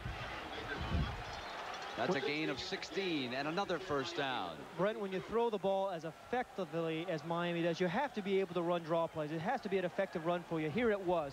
Again, they came back and threw the ball in the first couple of downs here in the second half. Then they come back with a draw play to Darrell Oliver. Take a look at Mike Ruth, number 68 in the middle of the screen. We thought this was going to be an interesting matchup. Ruth against Sinclair. Sinclair wins that battle right there. Kozar to throw. That's a deep drop. He sets the screen, and that time the BC read it perfectly and banged into Bratton. It was David Thomas, number 50. That was the first time that Boston College went into what they call tough. Both linebackers walked right up into the guards' faces, and they came and they put pressure on Kozar, man-to-man coverage, and Kozar was not able to set that screen. And you mentioned, Era, that's one of the adjustments that you felt that BC had to make, was really to get to Kozar, put some pressure on him. And the rain has returned to the Orange Bowl, starting to come down again. Rained hard here earlier this morning, let up just before kickoff, started to clear late in the second quarter, and now the rain has rolled back in. Kozar with time, throws to Eddie Brown. Brought down at the 40-yard line. It'll be short of a first down. Number 45, Todd Russell there. And a penalty marker is down. Boy, Kozar really took a shot, but the interesting thing here is watch Eddie Brown. We said how talented he is. What I like about him, Brent, is the way he comes back for the ball. This is a shot throw, but he comes back to make the reception, to greet the ball, catches it with his hands, which is a great sign. But Kozar took an incredible shot here, the punishment that some quarterbacks are going to take after they release the football. And that's what I believe the penalty was all about. The ball is gone. There's the hit, and the official's there to make the call. John Moser delivered that hit on Bernie. Quickly to pass, a personal foul against Boston, first down. As a result of the penalty, the ball is put down on the 47-yard line. 1st and 10, the Hurricanes trailing Jack Bicknell's Boston College Eagles by 7. It's a shootout in Miami, 28-21.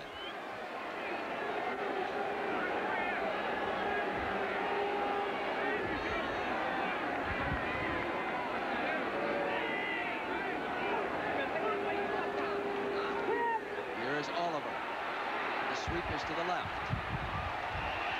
Gets to the 43-yard line. Pereira again being forced to make the stop as the Hurricanes turn the corner. Obvious audible that time, and he saw that he could log in the contained man on the right side, and they did so, came right around the corner for good yardage. Interesting thing, you mentioned the audible. Don't you think college quarterbacks now are audibleizing much more so than when I played? And again, were you coaching? We hardly ever audibleized when I was in college. We audibleized an awful lot. Well, there goes that theory. Eddie Brown, who has gone over 1,000 yards receiving with 156 yards today. And of course, pro scouts are thinking about him in terms of a #1 draft choice. He could be the best wide receiver coming out of college football today. And as we have seen several times, he is extremely dangerous after he catches the ball. Interesting point too, Brent. Had Alonzo Highsmith been healthy and played today, he probably would have been over the 1,000-yard mark rushing. Kozar has thrown for nearly 3,000 yards, and you have a receiver who's caught for 1,000 yards. That's a very potent offense. You don't see much of that in high school. And that man does college. That man deserves some credit because he did come here under some very trying circumstances and really has won 8 games against very, very good competition. 2nd and just inches.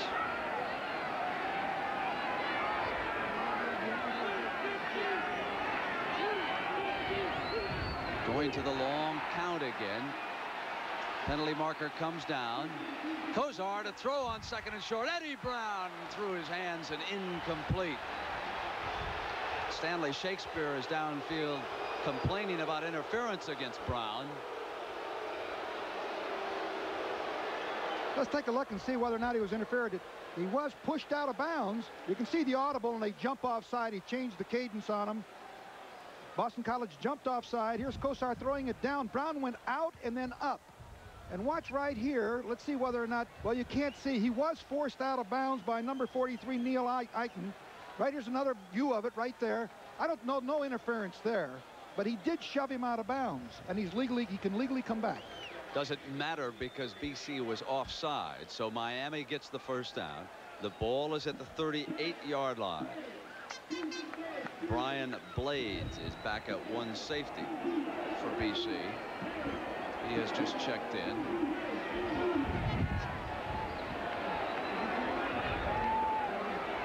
And again, Kozar changes the play at the line. Quick throw to Smith, incomplete. Now that's the second time they came into sort of a blitz situation, putting pressure on Kosar. The linebackers are coming. And Kozar read the blitz, of course, and got the ball to his tight end on a kind of a hot principle there. Mike Ruth, the nose guard from BC. Look at those big arms he has. He tries to loop in. There's a little line stunt there. He comes in free, but a little late on Kozar. But interesting line stunt there by the BC front, trying to put more pressure on Kozar. Kozar with a 2nd and 10.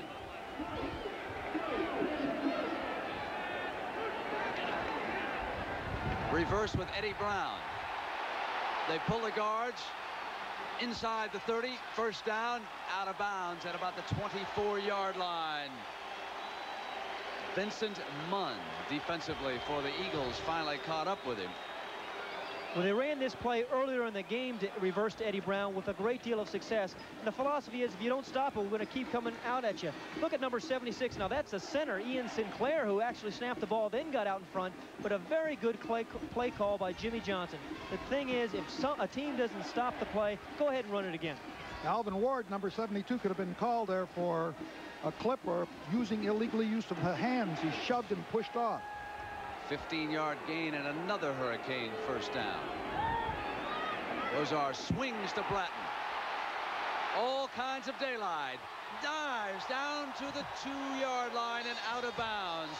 Neil Eaton was there defensively after a run of 22 yards. BC's defensive philosophy has changed here in the second half. You're going to see the blitz from the inside right there. Both linebackers come up the middle. They want to put more pressure on Kozar. Here's the result, though. He reads it, dumps the ball off to his halfback, Bratton, who pulls a Greg Laganis, gives him a little dive shot right over the top. But a very good read of the blitz by Bernie Kozar. That's good, intelligent offense, I want to tell you. First and goal for the Canes. Bratton over the top. And this time the touchdown, Miami.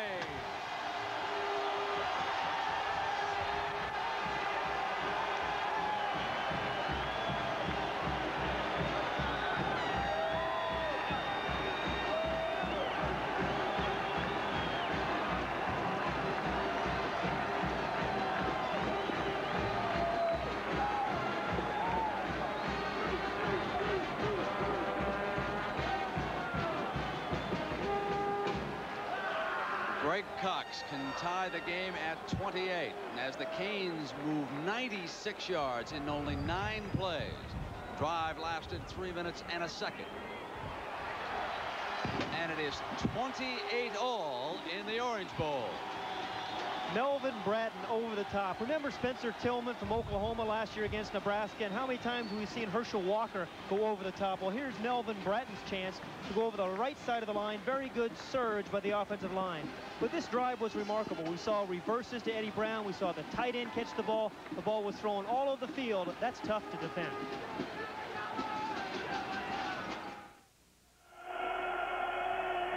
An impressive drive error by the Hurricanes. It really was, and Boston College changed up their defensive philosophy, trying to pressure Kozar. Didn't make any difference. He still picked them. What an offensive show. Seelig will kick it off. Tied again in Miami. And this one will go out of bounds. And remember that drive started when J.C.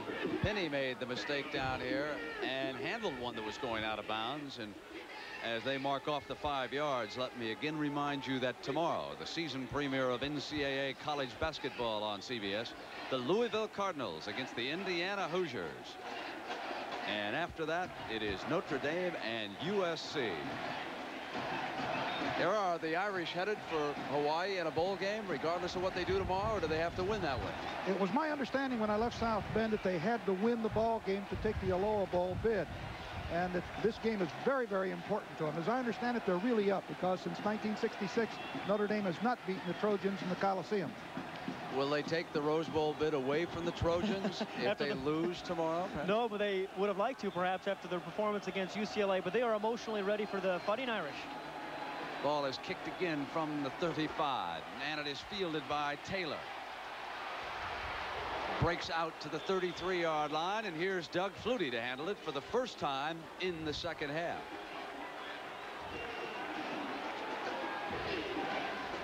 It's a pretty good first half of football. Don't forget he ran for a third one. That's right. I used to have a lot of those kind of days, Era. It's against the Fighting Irish, if I remember. Yes, you did. Yes, you did. I won't deny that. I can't. One setback behind Flutie. Steve Strahan. Been in for every snap so far at that position. And Flutie hits Phelan out of bounds at the 40-yard line. They'll throw it on first down, won't they? But an interesting thing about BC, as they prepared for this game, as they will for whomever they meet in the Cotton Bowl, they are much more concerned about their own tendencies during the season than they are about the defensive tendencies. And they spend a lot of hours poring over computer readouts, making sure that a defensive assistant somewhere can't come up with a tendency. But I would say look for Flutie to throw the ball often. You want to go out on a limb like that, huh? Here comes Kenny Bell, who is checked in. And Reggie Sutton leads the defense that time. It'll be third down for BC. It'll be interesting to see whether or not at halftime the Hurricanes have changed their philosophy, whether or not they're going to try to pressure him and contain people, because that's where they were really hurt in the first half. This is a very key play right here. Of course, it's 3rd and 2, but you never know what Flutie's going to do. Going to be an interesting formation that Bicknell just signaled into Flutie. He's got 2 wide receivers to the left. He'll bring one in motion and run him out of a slot. Play fake and send his running back out, and then hit the wide receiver. And what a defensive hit delivered by Miami. Incomplete. Phelan couldn't hold on that time. Ken Calhoun did a beautiful job. Number 2 for the Hurricanes in the secondary. You see Flutie will put the ball right there, but Calhoun comes in, reacts to while the ball is in the air right there, and really puts a hit on Phelan. Whoa! But Phelan bounced right up after that hit. I want to tell you, that is something else. Does this BC punter ever get to play? Here he is, Steve Peach. He's one of the quarterbacks who will have an opportunity to replace Doug Flutie next year. Those big shoes at that school, isn't it? Eddie Brown is set back deep, comes up with his hand for the fair catch. Ball will be put in play at the 23 when we come back. Hurricanes and the Eagles are tied. The Hurricane is blowing up there on the Bob Uecker seats here at the Orange Bowl, and down on the field, the Hurricanes have got a chance to blow up a storm and take a lead here if they can march in as they did the first time they handled the ball here in the second half. If you just joined us, Boston College struck for 2 quick touchdowns in the game. The first 2 times they handled the ball, led 14-0 before Kozar, and Miami came back. Bernie to throw it, usually sets a screen when he drops that deep. Drops it to Darrell Oliver, complete. First down and out beyond the 40-yard line. I want to tell you, Bernie Kozar on this Miami offense can beat you so many different ways. They've thrown the ball downfield, and the defense has to be concerned about that. Then they fake the ball to Darrell Oliver, their tailback.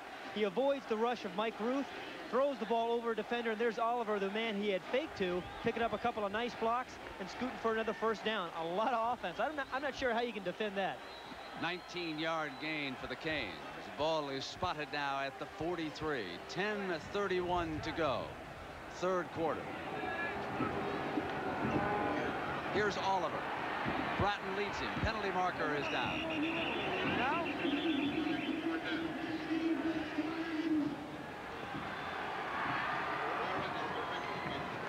he was stopped for a yard loss, and we'll wait see what the officials are going to come up here with a penalty. It may be against BC. You can see here the defensive play, number 95, Dick Gorecki, comes out here fighting off blockers, stepping over them. He gets support from the secondary. There's a good block here by number 50, who was Mike Moore. But there's a penalty. That line play. Round up outside. First down. But that was a good shot of the line play, and why Kozar has been successful, because they've given him very aggressive run blocking as well as good protection for him to throw the ball. You know, he's had 219 yards of negative yardage during the course of the year, and you would think that they would get to him. But Boston College has not gotten to him one time. As a result of that offside penalty, it is 1st and 5 for the Hurricanes. Ball is at the 47.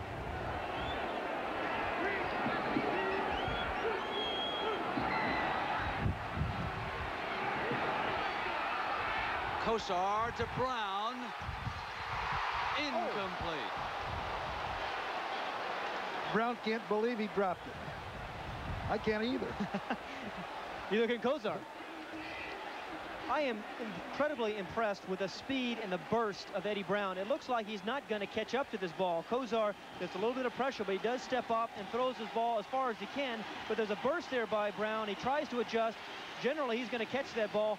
The ball's a little bit to the inside. He tries to adjust. He slips and falls.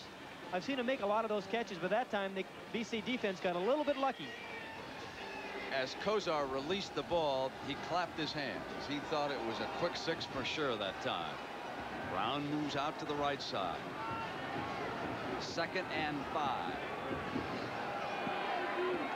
We are even, 28 apiece. Complete to Bratton. 1st down, inside the 40, 35. Finally run out of bounds at the 29-yard line by Vincent Munn.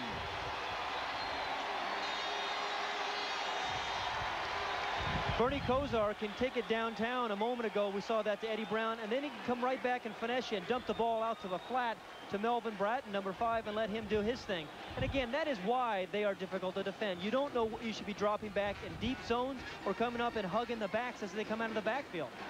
Well, he's got such great peripheral vision that he always picks out the right open receiver. So far, he's 17 of 24 for 320 yards and 2 touchdowns. So rack up another 300-yard day for Bernie Kozar, who is only a sophomore and will use a timeout and come over to the sidelines. Saw something in that BC defense that he didn't like. Wants to talk it over to his coaches. Bratton is being tended to. We'll be right back. What? During that timeout, Melvin Bratton, who was off on the side being tended to when you went to commercial, returned with 9:41 left here in the 3rd quarter, and Boston College and Miami tied at 28. Anytime you use a timeout, it can affect you late in the 4th quarter, and now the Hurricanes have used one of their 3.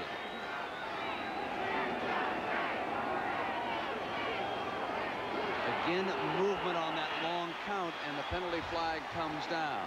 This is the adjustment that Bernie Kozar has made here in the 2nd half. He's going on a lot longer counts, Brent. You were right on that. He's changing his cadence. He is drawing a very aggressive defensive front from BC off sides and getting a lot of cheap 5-yard penalties. And he slows down the pass rush that way also because they can't tee off on the cadence. Offsides, Boston. 1st down. Some of the subtle things that good quarterbacks do. That's one of them. Change the snap count. Ball is spotted at the 24.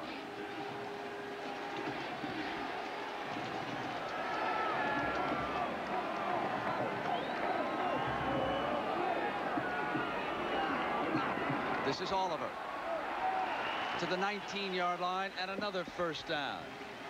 Andy Himmer, the linebacker, brought him down. These last 2 drives by Miami have been very, very impressive. We saw a long drive a moment earlier to get the touchdown. Here they're controlling the ball again with some passes and running the football. But the biggest thing is they're keeping Flutie on the bench. Pat Nera, teams up north who come into the South late in the season sometimes run out of gas down the stretch. Now, this is not a normal day down south, I realize. Not nearly as much humidity as would ordinarily affect the team. But in talking to Jack Bicknell in Boston before they left, he was someone concerned about their stamina. Well, this is a good cool day, but what I get the feeling here is that momentum has shifted in this game. Boston College really had it in the first half. Now Miami seems to have it. They're keeping the Eagles off balance. First downs this quarter, 8 for Miami and none for Boston College. He'll throw it on first down. Pops it to Oliver, the running back. Inside the 15. You mentioned at the top of the game, Era, that you didn't think the Hurricanes were playing with much enthusiasm. Here in the second half, they are playing with the spark, and BC doesn't have it right now. Well, you can just feel that the momentum in this game has shifted, but also that time the Boston College Ball Club tried to blitz again, did not get the Kosar. Kosar went one-on-one again. He just picks out. He seems to have a knack and vision to pick out the right guy.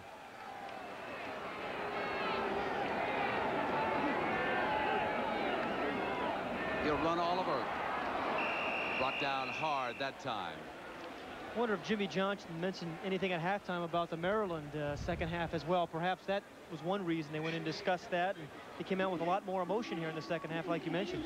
Very good point, Pat, because they were devastated here a couple of weeks ago after leading 31-0, you know, and that can really hurt. And they seemed to be flat when they first started, but they've picked up and they've got everything going their way right now. But you can't count Boston College out of this ball game.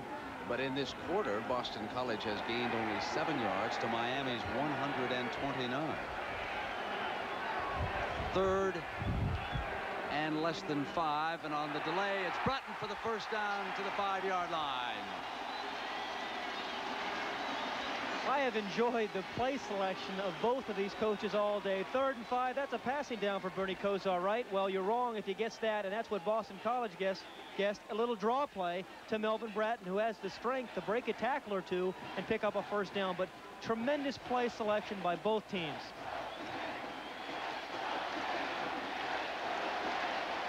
Well, you talked about the momentum changing. The graphic shows the point. Well, Boston College has only had the ball once this quarter. Bratton cut down at the 4. Mike Ruth, number 68. Their splendid nose guard. Got a big arm on him.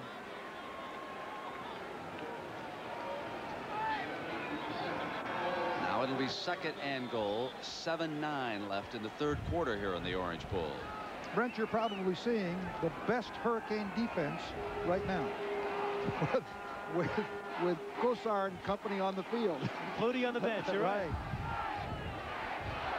I knew you'd find a way in the second half. Yeah, but he's got to stop Kosar too, doesn't he? Bratton off the pitch behind Oliver, and that time he tried to go in the air and he was just pulled down. And again, Ruth is over there helping out on the defense. Big number 68. What a nose guard he is. If you see the size of his arms, Brent, they're huge.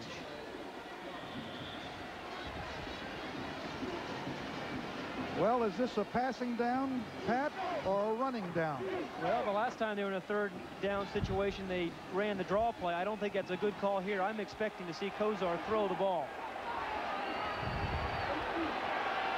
He has that big tight end, Smith. Incomplete. Stanley Shakespeare was the intended receiver. Bernie Kosar has a very big arm. It looked like he perhaps threw this ball a little bit too hard. He was only a few yards away from number 6, Stanley Shakespeare. He was trying to hit him on a little slant inside the coverage. The ball was actually behind him as well. Stanley Shakespeare had beaten the defense, but not a very well thrown ball by Kosar, really for the first time today. Greg Cox on the field to attempt a field goal. It'll be a 19-yard attempt by Cox. I thought it was interesting there. Alvin Ward, number 72, the offensive guard for the Hurricanes, wanted to go for it on 4th down, signaling to the sideline, we want to go get the touchdown.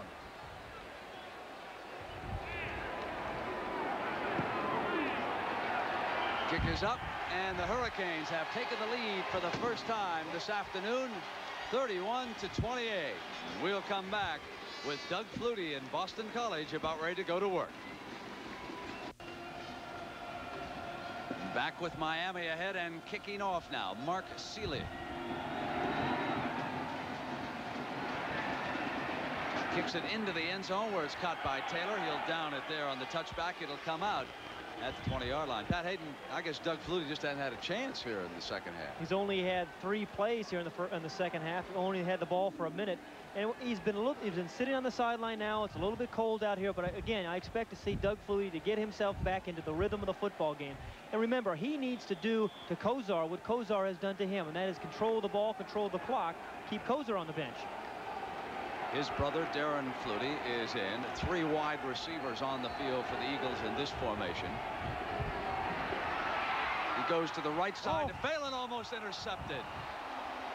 That was Reggie Sutton. Boy, that was a dangerous throw that time. The first time that really he has thrown a poor ball. And you'll see here Reggie Sutton, number 1, come in here and almost intercept the ball. He reacts very quickly off balance. He throws it. Sutton comes in. It is a low throw, but Sutton does not hang on. Good defense. And they put some outside pressure on there on Doug Flutie from Jerome Brown, one of the tackles there. Contain Flutie. Sean Dombrowski has checked in. They'll run the draw play with Strahan.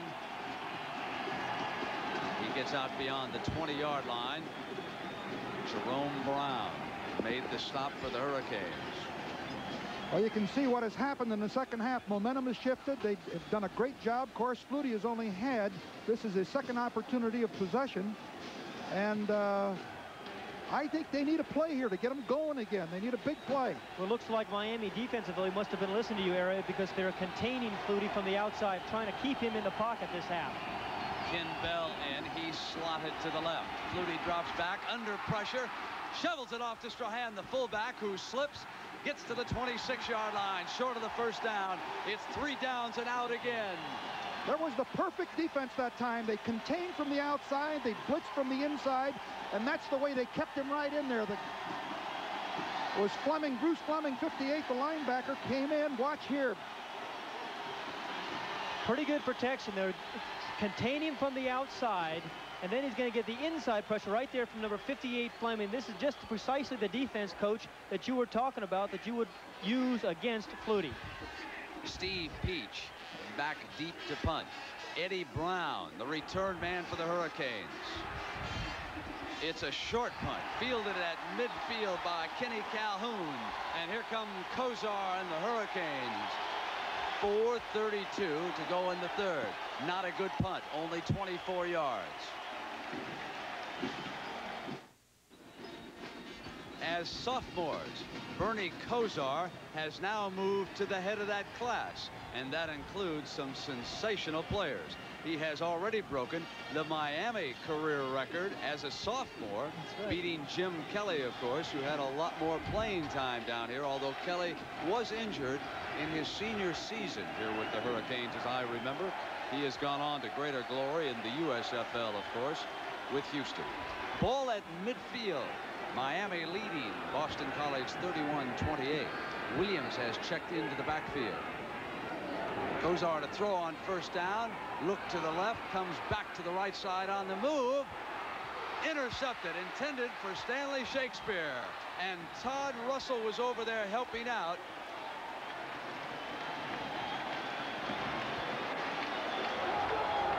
So Flutie and BC will go back to work. Bernie Kozar gives you his Doug Flutie impersonation as he's going to try to avoid the rush. BC is trying to put a little bit more pressure on him. He steps to the outside, and then he makes a kind of a poor decision because the ball, he couldn't get any zip on the ball. And there's Todd Russell, number 45. Now watch him lateral it here to Thurman. Well, one more look. 45, Todd Russell takes a hit. A little impromptu play. He's got a little Doug Flutie in him too as he hands off to Thurman. First down, ball at the 30-yard line. Flutie will throw it under pressure. Complete to his back. Number 23 coming out of the backfield, Troy Stratford. And he gets to the 40-yard line, where it'll be very close to a first down for the Eagles. Very, very tough pass to cover because they fake the tailback action, and the tailback goes underneath the zoning linebackers, which is dropped deep to help out in the secondary people, and they just dumped that ball off. We saw a week ago Keith Byers of Ohio State catch a number of passes the same way. You don't see Kozar make too many throws like that. He's a very bright guy, very careful with the football. Boston College got the first down, and that is their first down of this half with 4:04 to go in the third quarter. They trail it 31-28. Martin will go out to the left. Ken Bell is in at tailback. He is on the right wing. Now they show double wing. Gieselman cuts back, motion man. Flutie straight back, wants Gieselman, who's got the ball, battles his way to the 45-yard line. Another first down, and the Eagles suddenly are on the move. A 14-yard gain. Again, the difference in offensive philosophies. There's number 83 who's going in motion. He's going to be the man who catches the ball. That's Gieselman. Again, Boston College uses different formation, uses people in motion, and then Doug Flutie drops back and finds the open man. I believe I was told that Gieselman's father is the president of the Boston Stock Exchange, and a lot of his relatives have gone to Harvard and the Ivy League schools. Came time for him to choose. He said, I want to play big-time football. I'm going to Boston College. And he has helped lead this school right to the forefront. College football powers, especially in the East. Strahan bangs straight ahead down to the 40-yard line. A gain of 4 yards. It looks like the momentum now has swung back to BC after the turnover by Miami. The interception by Kozar. Finally, we're seeing a little bit more of Doug Flutie here in the second half. He's got the ball down to the 40, and this is why coaches absolutely detest turnovers. It just drives you crazy because momentum can shift, all kinds of things can happen. And here we see the Eagles again. Stratford, the tailback. They fake to him. They throw downfield, complete. Inside the 20-yard line that time, as Doug Flutie is now 25 of 34, and he's thrown for almost 300 yards. He hit Phelan, his favorite target. Watch the coverage here. The toughest thing in the world is to stop a pass like this because Flutie gets the ball there so rapidly. Now he gets right into the seam right there, and the ball is bang right there. I can't believe how quick Flutie gets the ball there. And you see they're inside the 20-yard line. Mr. Excitement brings him up, Era. Ball at the 19. Martin in motion on the right. Drops it off. Stratford. Brought down at the 16-yard line by Bruce Fleming, a linebacker who's played very well for Jimmy Johnson this afternoon. Again, here is where Flutie has been so tough down on teams. Most teams have difficulty scoring when they get inside the 20-yard line because the field is compressed. Doug Flutie does not face that problem because he can get the ball to so many different receivers. He also has the added ability of being able to run. We saw him run the ball in the first half for a touchdown. Two tight ends now.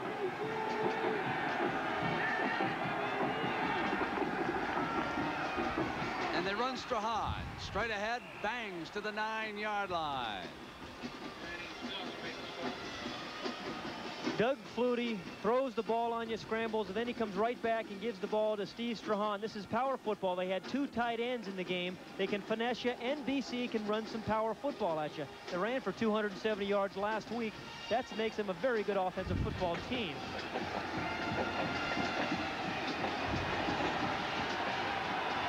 Boston College is an even 500 on third downs. They're 4 of 8 coming up to their 9th. And now they move ahead of it with that first down. Bang to the 6-yard line with Strahan. Strahan has been their short yardage man right there. That's the 13th time they've run him in 3rd and 1 situations, and he's made 12 of those. So he is a very, very powerful back for BC, and important to have that short yardage runner in any offense. And that's what Miami misses in Highsmith. They hadn't shown that formation very much earlier in this ball game, where they go 2 tight ends and 2 wideouts, puts pressure on the defense again. They're a multiple offensive football team.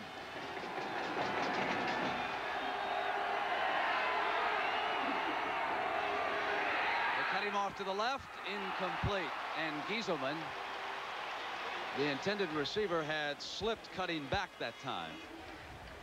If Doug Flutie didn't have a quick release, he would have been sacked here. He's trying a little bootleg action. This time he did not fool the Miami defense. He's run this play a couple of times with some success, but he sees an open receiver, Gieselman, number 83, and a quick release here, and the way he falls back, he doesn't take the hit, and he doesn't take the sack, and that's an important play for Doug Flutie. Very good point, Pat, because they've got 2nd down now at the 5 instead of 2nd and 10 or 15. And it's really raining now.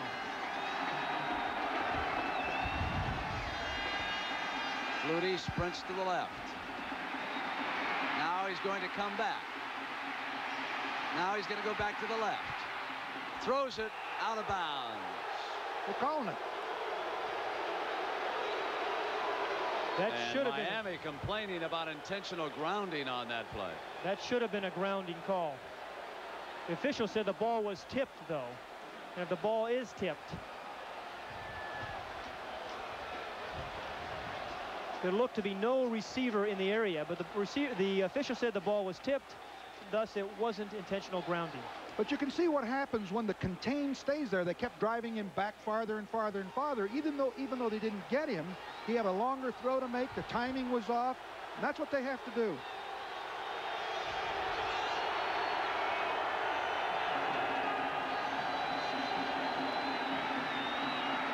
Stratford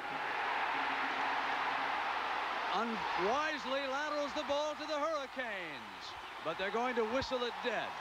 He was wrapped up by George Myra Jr., one of the biggest names in Miami football history. Is his father, George Myra, who was the original scrambling small Hurricane quarterback down here.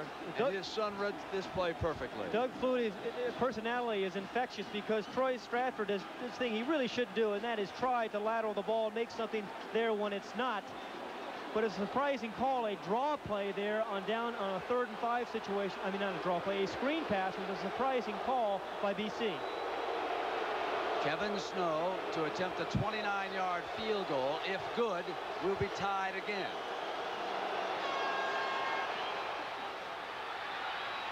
It's good.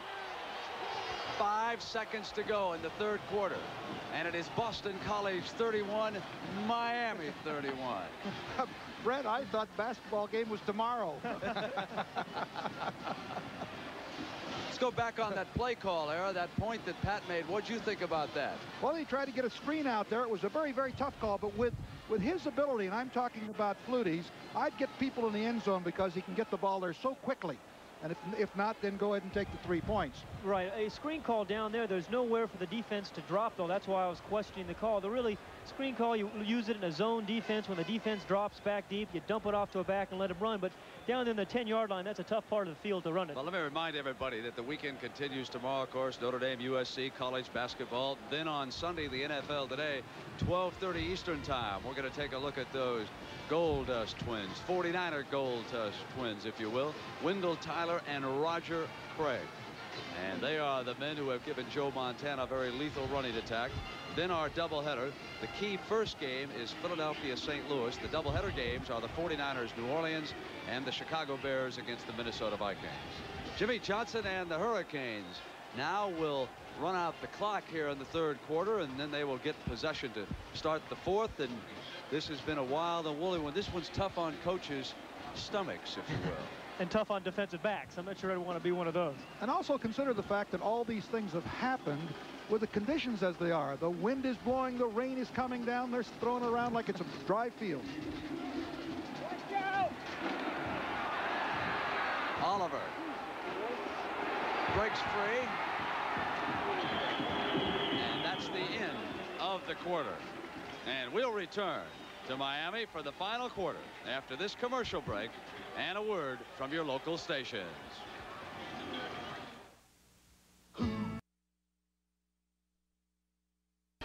The 4th quarter about to begin in the Orange Bowl. I'm Brent Musburger, along with Pat Hayden and Era Parsigan. And you are watching one of the more entertaining college football games of the year. With the rain coming down in the Orange Bowl, the Hurricanes of Miami and the Eagles of Boston College are tied at 31 apiece. Bernie Kosar, the sensational sophomore, now trying to bring the Hurricanes on. And right away he goes to Warren Williams, number 24, who bolts out to the 30-yard line. And Pat Hayden, what about the strategy now that will unfold here in the 4th? Well, I think this BC defense has to be careful of not giving Bernie Kosar a cheap touchdown. We saw Eddie Brown, number 40, their excellent wide receiver, get behind them earlier in the game. Force Kosar to go this distance, no easy touchdowns, and get Doug Flutie the ball back. Put it in his hands. Williams and Bratton are the running backs behind Kosar. This is Bratton on the sweep to the right. inside the 40, almost to the 45-yard line for a first down for Miami. Doug Flutie awaits his turn. I think they expected Kozar to go back and throw, and here's the second run. Watch Bratton come off tackle, gets beautiful blocking right here. The wide out comes in. I think that was Brown, wasn't it, that came in, number 40? Made a good block, and Bratton comes up with good yardage. Well, that's impressive when you see Eddie Brown come down and make a block like that, because 5-yard runs become 20 and 30-yard runs when you get a downfield block. 15 more yards for Bratton gives him 66 for the game. Bratton flares to the left. Kozar under pressure. Try to hit Bratton, who ad-libbed, incomplete, dropped the ball. Mike Ruth was putting pressure on Kozar and running him down in that situation. Look at that middle guard as you see the pass distribution of Kozar. Well, again, we've talked so much about this, but that's why we're seeing a 31-31 ball game, because you can't really say, hey, I'm going to stop a wideout or I'm going to stop a running back, because the minute you try to double up on someone, Bernie Kozar finds the other open receiver. And rolling to the left, he really made an excellent throw. He put it right there. The yardage today, and neither quarterback has been sacked. They're so good at escaping trouble. The frustration of Ruth that time as he tried to run Bernie into the ground. Here on 2nd and 10, Kozar to put that time, they got him. The first sack of the game. John Boza. He had Brown open. I was watching downfield here, and just as he was getting ready to throw, the first sack of the day on Kozar. Well, here's a situation where BC wants to get the ball back in Doug Flutie's hands, and here they're going to come after Bernie Kozar for the first time today. The protection breaks down a little bit. Kozar, it was good coverage. Kozar had a hold on the ball an awful long time. Bozar was there to make the sack. 3rd and 21. They worked a stunt that time. They got that big middle guard, Ruth, working a trick over there on the outside. And the left side of the Hurricane offensive line could not handle the two big men. Kozar needs 21 yards for the first down. Sends it to his tight end. He's got him. Smith for the first down. Inside the 45-yard line. What a clutch play. This is unbelievable. Really unbelievable.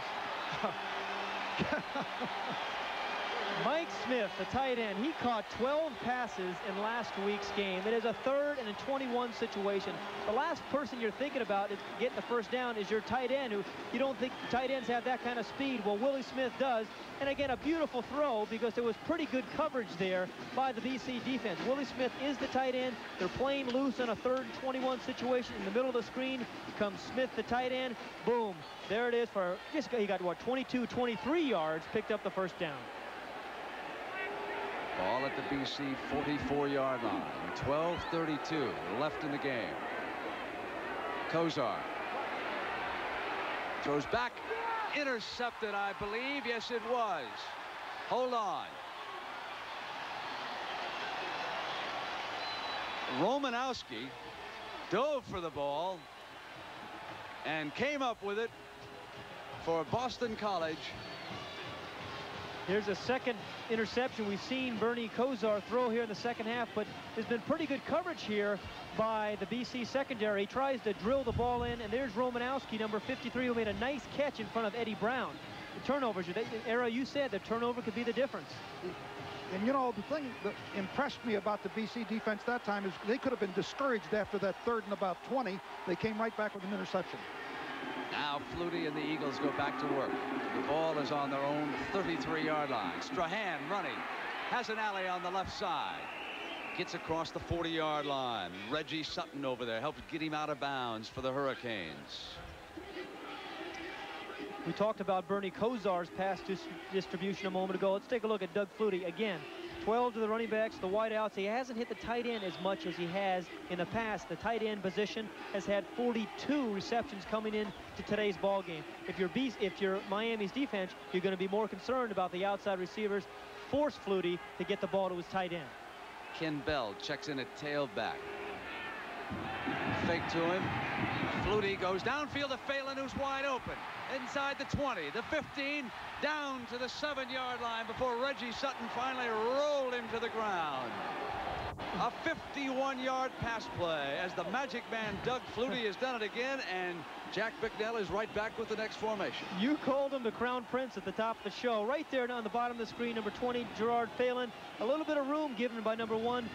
Great move there by Phelan as he faked the post pattern, ran to the out. Reggie Sutton, number 1, doesn't really do a very good job of recovering. And there is number 19, Fullington, the free safety, to come over and help make the play. Great move there by Phelan, though. He just faked Sutton right out. Right. I mean, Sutton had no chance. He put a move on him. No way he could catch up with him. Rain driving down here at the Orange Bowl. They go to the tailback, and Stratford is driven out of bounds. It'll be second down for Flutie and Boston College. But would you be playing man coverage against Doug Flutie? I'll tell you what, I'm not sure I would against a guy like Flutie. Well, Pat, I think you got to mix it up. He is such a dangerous guy. You got to try to hide the coverages and mix it up as much as you can. That time, Sutton did not play it particularly well. I mean, he really should have squeezed him a little better. But he thought Phelan was going to go clear across the field, and he started in pursuit, and Phelan made that move, broke to the outside, and, of course, a beautiful throw by you-know-who. Bell in at tailback. Stratford out.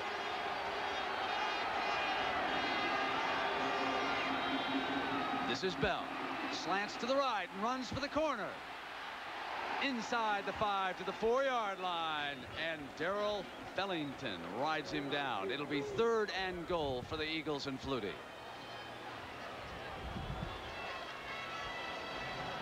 Well, the defense has really got to come up with a big play here to force a field goal. They can't afford a touchdown. We're in the 4th quarter here. They did rise to the occasion the last time, but I don't know whether or not you can go man on man on this in this defense. And a tough call here for Doug Flutie. It is a 3rd and goal from the 3-yard line. If I were Doug Flutie, I'd want him on the perimeter of the defense, roll him out, give him as many options as he can have.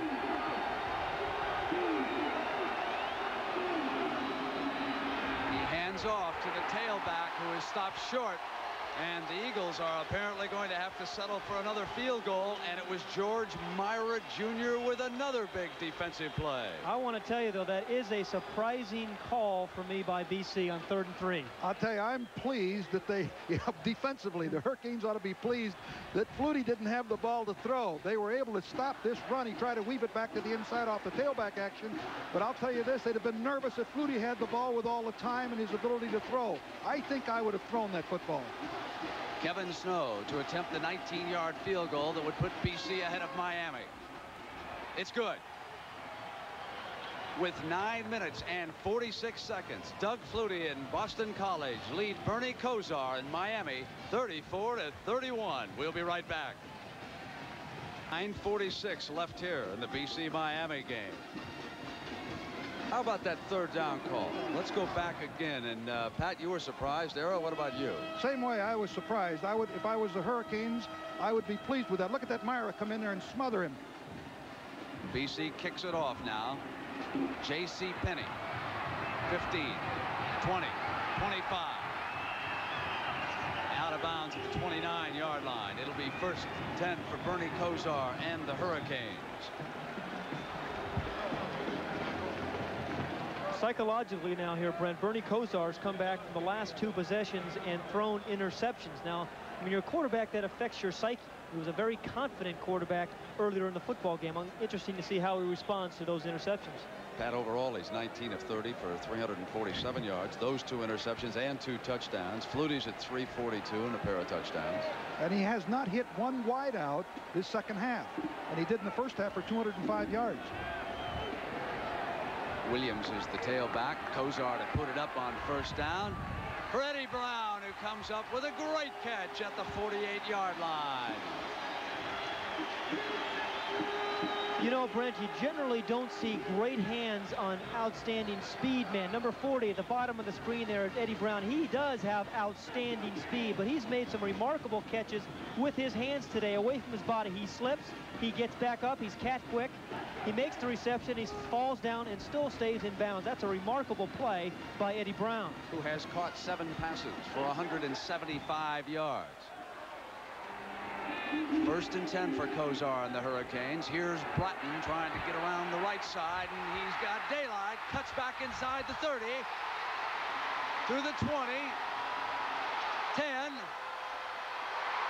What a touchdown run by Bratton.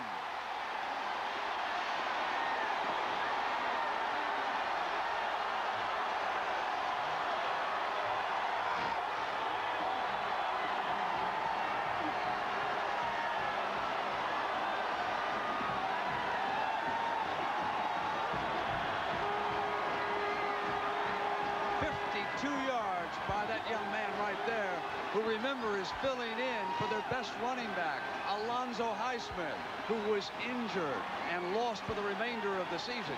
What is so remarkable about that is that he has been the durable back all game long, and he had enough left to go 52 yards for the touchdown, 13 carries, 118 yards, and 3 touchdowns on the day.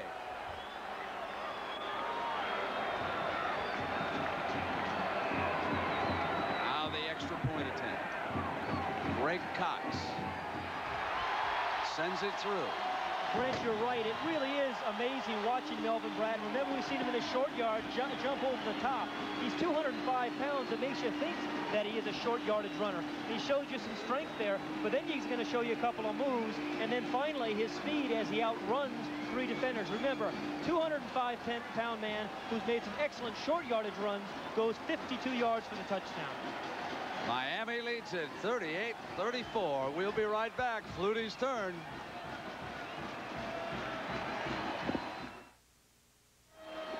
It can't get any better than this, can it? 9:03 to go. What a game. It's dynamite. Over 1,000 yards in total offense. I predicted 900. Now remember, there's a 4-point Miami lead. So Boston College has to be thinking touchdown and not necessarily field goal at some point. They kick it into the end zone, and Taylor's coming out.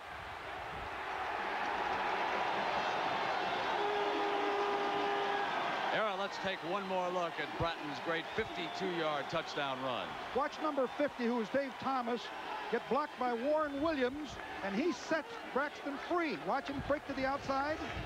Right there's the block. He almost gets him, almost recovers, and then it's all over, as we have seen. Makes a great fake there on Todd Russell, cuts clear across the field, and his speed does it, as Pat Hayden pointed out. Great run. The thing that's surprising to me, and we'll get back to this right after this play, Brent. Rain driving down here, but the fans are not moving. They're just adding another raincoat. Flutie to put it up on first down. Penalty marker is down. He'll take off on the scramble. Gets to the 25-yard line. George Myra Jr., who's all over the field, was there on Flutie, but again, there is a penalty marker. Brent, the point that I was going to make is that right after this is during our research, the Miami offensive coaches were not too concerned about the loss of Alonzo Highsmith. And we thought, well, wait a minute, you know, you 1,000-yard rusher. Yeah, and all of a sudden now we all understand why. Bratton has filled in very well, don't you think? He has indeed. Melvin Bratton of the Miami Hurricanes. 6'2", 205 pounds, out of Miami. He is only a freshman, and he has contributed to that total offense record that we've got moving. 1,029 yards. I'll tell you, the defensive coordinator is going to have a lot of film to watch tomorrow. They're going to go past the Dow Jones. Here's the 1st and 5 after the penalty.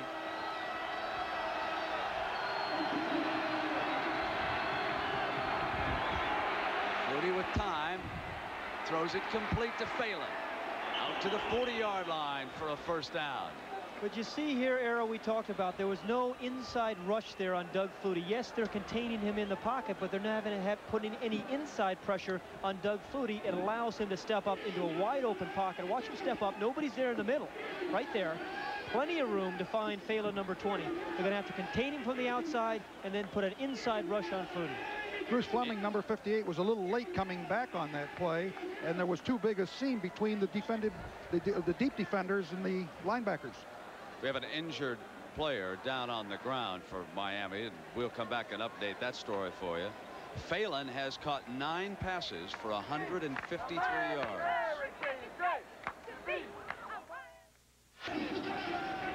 Time remaining here in the Orange Bowl, with Miami leading Boston College by 4 points. Reggie Sutton of Miami was the injured player. He walked off the field under his own power. Benny Blades has come back in at safety for the Hurricanes. And they run Stratford on first down, and he gets another one. Now remember, the Eagles have not scored a touchdown this half. 2 field goals. And Doug Flutie this afternoon against that Hurricane defense I'm going to tell you, our statistician, Mike Swanson, has had to work overtime with these two guys. You know, if Doug wins the Heisman today, let's take a look at Bernie Kosar. He's had an awfully big day as well. A few more passing yards. Did you say if?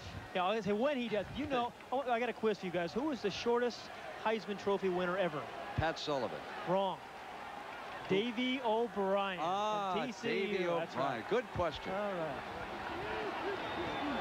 Ball at the 48. 1st and 10. Flutie in trouble. Scrambles out of it. Gets to the 43-yard line. Kevin Fagan brought him down there. Can you imagine how tired a defensive player is right now for Miami, having to chase Flutie as much as they've had to do here this afternoon? Well, you bring up a very good point, because you do expend more energy on defense. That's why you always hear coaches say they want to keep their defense off the field. Coaches say you expend more energy on defense, particularly when you're rushing a passer. And Flutie has rushed himself 5 times for 45 yards. Rain continuing to drive down here in Miami. And I would say that this field is held up remarkably well. Strahan, the runner, is dumped just inside the 45. It'll be 3rd down right there, and 7 yards to go for Boston College. We have not seen Boston College use as much motion era as they did in the first half. Remember, they had a couple of good motion plays where they brought their tight end Gieselman in motion, hit him a couple of times for some first downs. This era could be one of the more important plays of the afternoon. Right, and keep in mind it's a 4-point spread. A field goal will not put them in the lead. Flutie to throw on it. Complete for the 1st down to Phelan. Inside the 20. Brought down at the 17-yard line. He is amazing.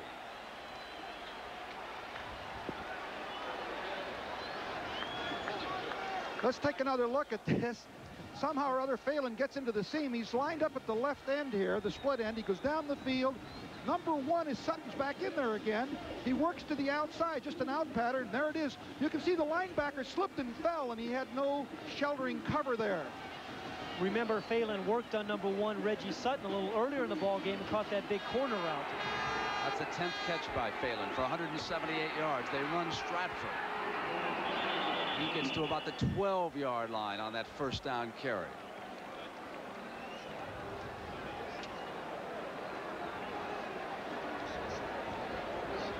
What he has accomplished. Doug Flutie's roommate back at Chestnut Hill, that lovely suburb of Boston, where Boston College sits. Tip O'Neill, a graduate of that school, is here in the Orange Bowl watching the action today. They recently named a library after him there, and some of the students are saying they should have named that Flutie Library. All he has done for Boston College in the last few years. Oh, it's just remarkable what one man has done for a school's football fortune. Here is 2nd and 5 now for the Eagles. Strahan bangs down to the 10. Errol, one of the concerns about Jack Bicknell and the Eagles right now has to be the clock. Not only scoring, but you really don't want to give Bernie Kosar too much time. Well, they've got a 3rd down and about 2 yards to go. This is a big play. It'll be interesting to see how Miami deploys on this, whether or not they go to a goal line defense, as you say, Jack Bicknell signaling the formation. The play is carried in, as you pointed out, Brent, but the formation is dictated by the coach. But really, BC has 2 downs here to make 2 yards, because remember, it is a 4-point ball game. Doug Flutie has just used his 1st time out of the 2nd half. That leaves the Eagles with 2 and the Hurricanes with 2. We're coming back to the Orange Bowl in just a minute. Coach Jack Bicknell and his quarterback, Doug Flutie, still going over the strategy. It's 4:36 to go in the game. It is 3rd and 2 for the 1st down. The ball is at the 10-yard line. I don't know whether I heard Flutie say drag underneath, whether he's going to bring somebody underneath. It seemed like I heard that. Let's see whether or not they come in here with a pass with a drag from one side to the other.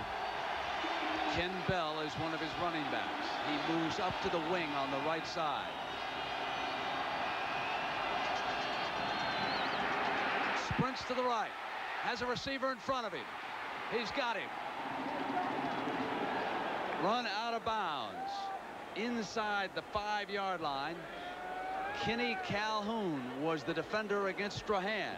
They used the fullback coming out of the backfield. Tremendous pressure here by Miami. He had 82, Kelvin Martin, wide open for a touchdown, but he was able to outrun the defense, dumped the ball off for Strahan. Watch 82, Kelvin Martin.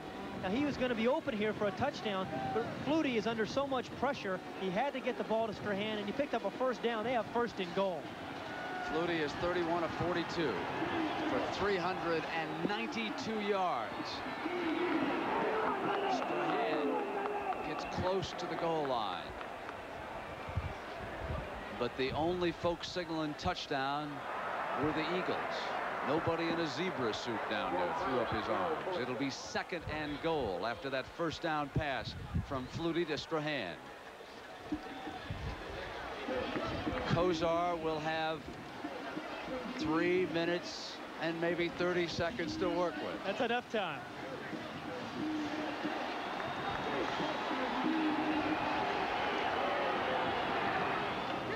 Over the top for the touchdown. Boston College takes the lead. Strahan, the fullback, the workhorse of that backfield.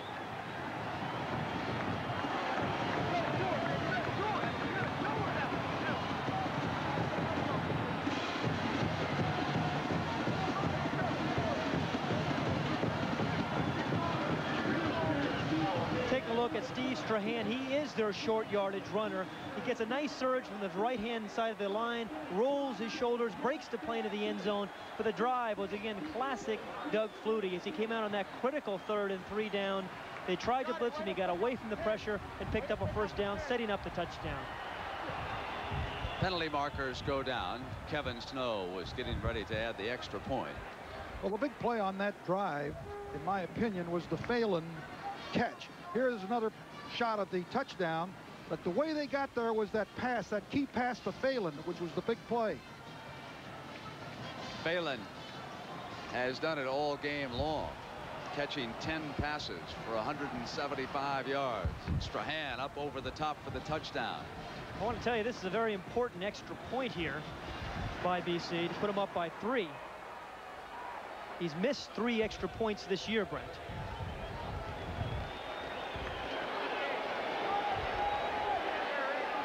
Snow is the kicker.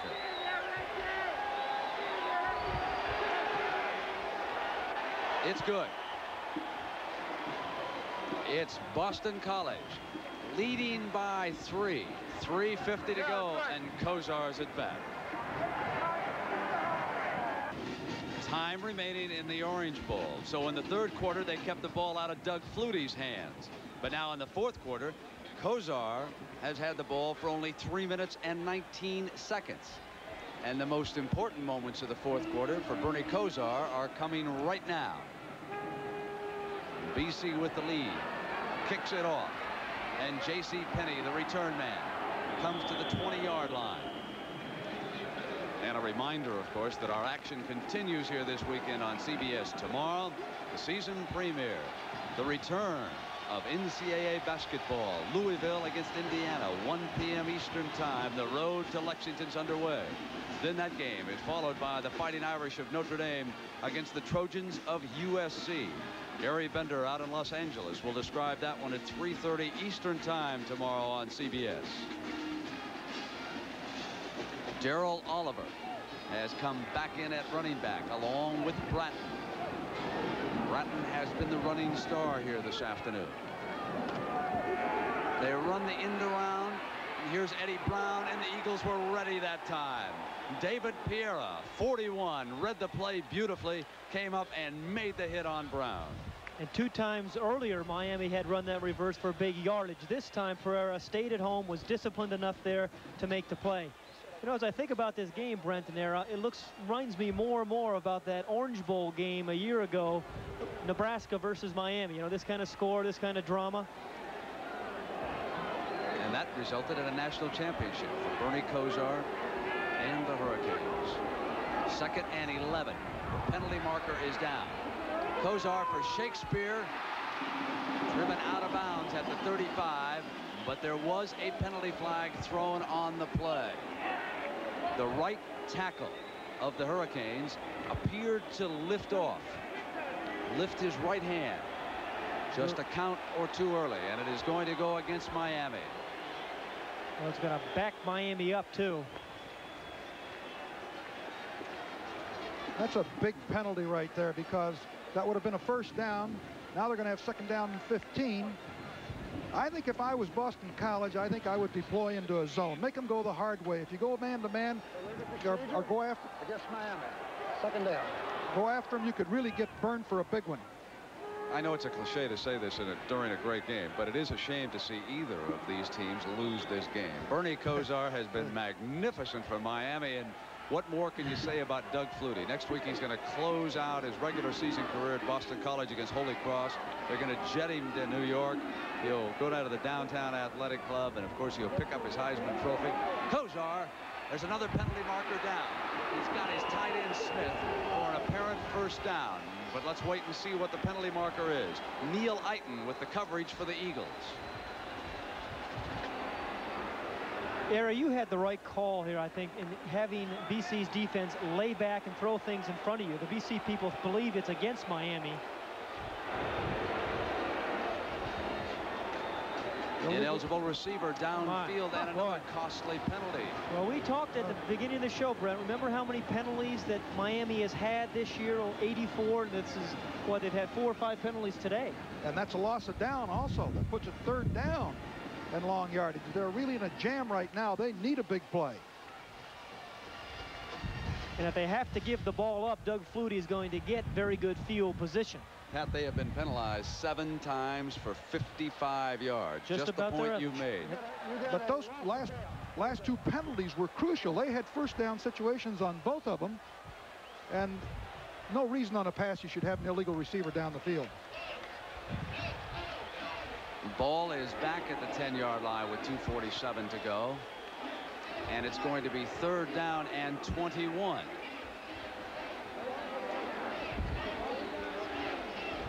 They have faced one previous third and 21 in this game and hit the tight end Smith for 23.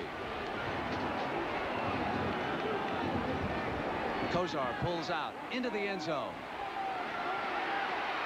Flushed. Throws back over the middle to Oliver. Darrell Oliver gets back short of the original line of scrimmage. Neil Eiton, number 43, defensively there for the Eagles. It looked like he was going to make it, though, didn't it, there for a minute? They say Bernie Kosar is not the most mobile guy in the world, but he knows how to buy himself a little bit more time. You're going to see him get out of the pocket now. He knows he's in the end zone here. He knows potentially it's 2 points. But he does get out. He has the vision. He picks up a nice block, buys himself a little bit more time, dumps it off to Oliver with 20 yards. And he's going to pick up a nice block here on the outside, Oliver is. And they're just short of the first down. Ball was down. Time remaining, 2:19. Miami will go for it on 4th down. We'll be back with that play in a moment. No question about our Chevrolet players of the game. For Miami, of course, it's Bernie Kosar.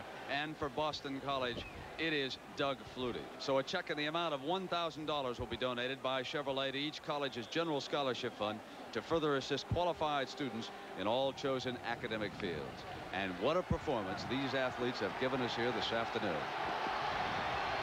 2:19 left. It's 41-38. Boston College over Miami. 4th down. Bratton's got the first down. Gets out to the 35-yard line.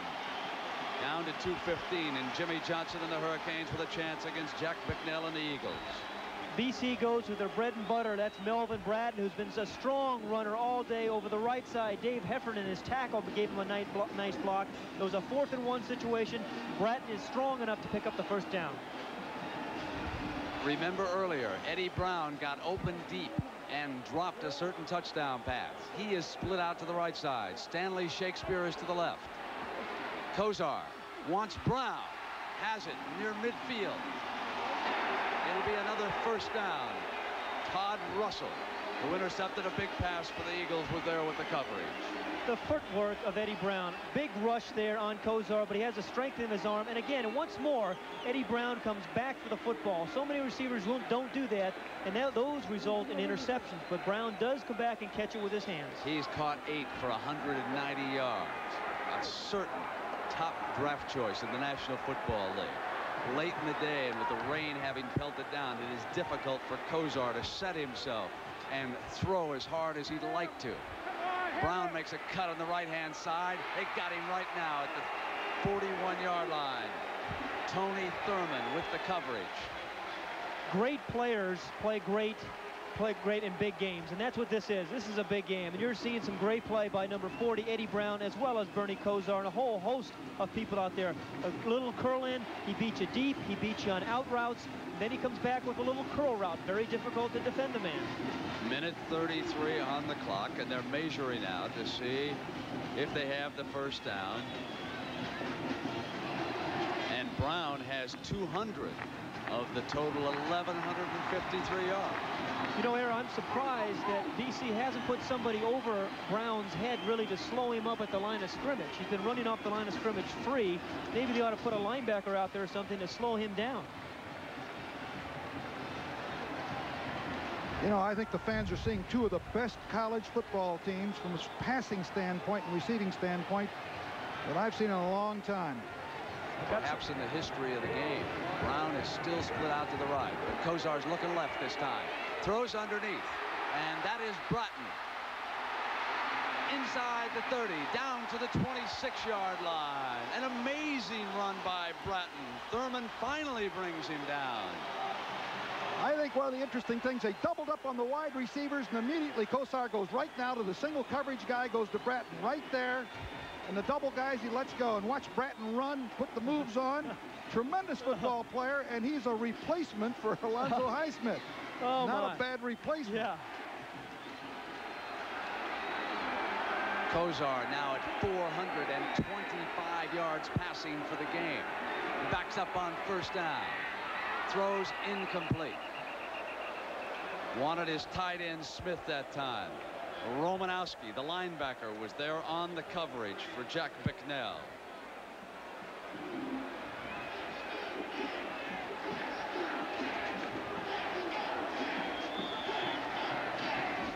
Here in the Orange Bowl, a minute to go in one of the most exciting games of the year, with Boston College leading the Miami Hurricanes 41-38. BC headed for the Cotton Bowl. Miami to the Fiesta Bowl.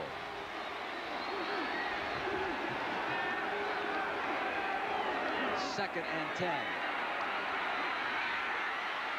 Kozar hit, goes to the end zone, overthrows Stanley Shakespeare.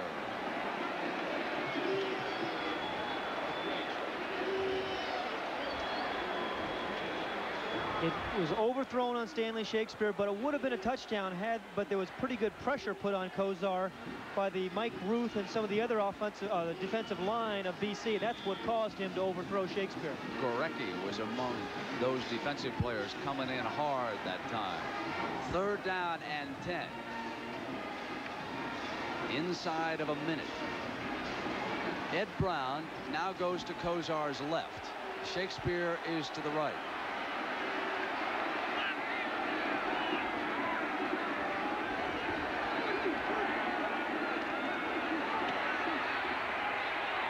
Brown. First down when the tackle is missed. And Eddie battles his way to the 5-yard line. Incredible effort with Thurman hanging on. At the top of the show, we said Bernie Kozar was going to get the ball to the wide receivers, and unless you put a linebacker over his head, he's going to keep throwing this out route to Eddie Brown. He's caught at least 5 out routes, and then you're going to see the tremendous determination and effort by Eddie Brown as he makes a tackle, and there's somebody there. Thurman is hanging on as Eddie Brown is getting everything he can out of the reception. For the game, Eddie Brown has caught 10 passes for 220 yards. We'll be back. An incredible performance by Eddie Brown. Watch him here as he gets away first from Neil Iton. Then Thurman will come up, grasp him by the ankle, and pull back, and Brown battles his way to the 5-yard line. May have stretched a ligament. He left the field, though, under his own power, and he has given the Hurricanes an opportunity to pull this one out. 46 seconds to go. Doug Flutie and Boston College watching now as their defensive teammates try to shut down Bernie Kosar. Here is Oliver running to the left, gets up to about the 2-yard line. 30 seconds left in the game. Miami is down to its last timeout, remember. They have used 2 of their 3. And that'll be all of their timeouts. They have just called number 3.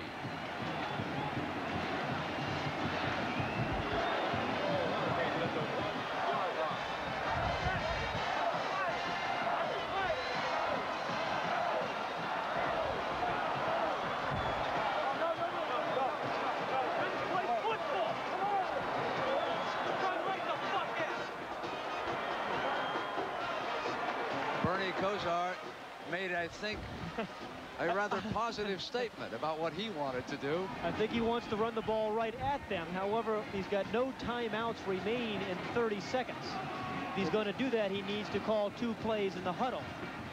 That's exactly right. And they've got plenty of time to run 2 plays.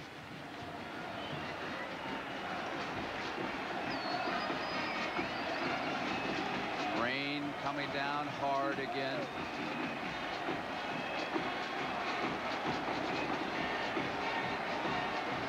Kosar on the afternoon is 25 of 38 for 447 yards. Miami will attack with 3 tight ends. Willie Smith, of course, is the lead one. Bratton and Oliver are set there.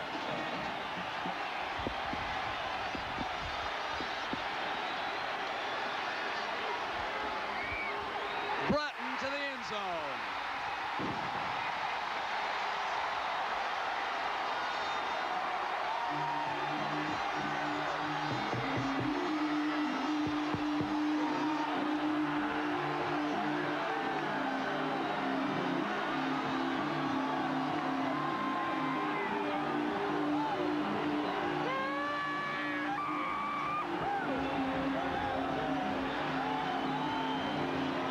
Sensational afternoon by Bratton. 16 carries for 134 yards, 4 touchdowns. This one, of course, the most important with 28 seconds on the clock. Miami has moved up by 3, and obviously this extra point would put touchdown pressure on Boston College with only 28 seconds to go. Boston College has 2 timeouts remaining. It is not impossible. That's Alvin Ward. Let's take a look at the touchdown by Melvin Bratton. We've seen 4 or 5 short yardage plays each time. They've given the ball to Bratton, and he's dived over the top here. Good surge by the offensive line that allowed him to do that. He really didn't have to dive. I mean, there was a hole there as you look at it again. Well, they did what Kosar wanted to do. They listened to Bernie, didn't they? But this was the culmination of an interesting drive. Remember the great effort we saw by Eddie Brown on the reception on the play before this. The great determination of Bernie Kosar and Melvin Bratton on a couple of runs before that. And the blocking of the offensive line. Watch the surge there. You're right, there is a big hole there. He doesn't have to jump. He made up his mind in the huddle, it looked like. But nonetheless, he's in the end zone. Mike Moore was the blocker. The extra point is added. And it's 45-41 as Miami moves 79 yards in 12 plays. The drive took 3:22. And there's nothing but heartbreak for the Eagles, who have played so courageously here this afternoon. Keep in mind there was a 4th down and a short yardage situation in that drive. And, you know, things can happen. You can slip. You can have a mishandle of the ball. That was a very critical play there also. Now, don't count that man out yet, though, either. He has 2 timeouts remaining. I know he's in tough odds, but he's got 2 timeouts left. That's right. You can't count that fella out right there. First thing they want is a good return on this kickoff. They want to give him some decent field position to work with. Or don't return it and waste time on the clock. Tonight on CBS, of course, Dukes of Hazzard, Dallas, and Falcon Crest. That all coming your way. CBS Evening News is too, along with Dan Rather. That's still ahead of us, unless we play for another hour and a half here. That's right. Tyrone Taylor and Steve Williams will be set deep for the Eagles.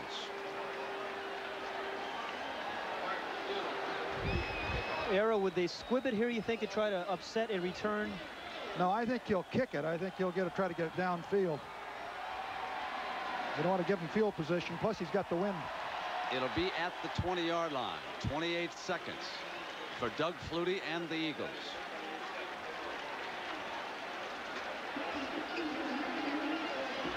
What a game this has been. 1,193 yards of offense. 649 for Miami. 544 for Boston College.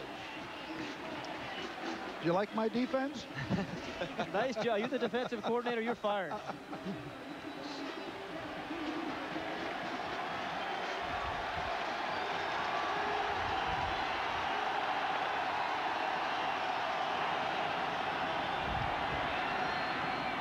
Flutie picks up Stratford, and there's a penalty flag down. They get out to the 39. They'll get the clock stopped at 20 seconds. BC rushes 3 and drops 8 here, which is obviously what you want to do in 30 seconds. But Troy Stratford is out on a wing. He is normally a halfback. Again, Flutie just finds the area where Stratford is in. Stratford is doing his best to try to get out of bounds. Penalty against Miami was declined. So on the 19-yard gain, the ball is spotted at the 39. Flutie now goes over 400 yards with that pass. 411 on the afternoon. And he's not finished.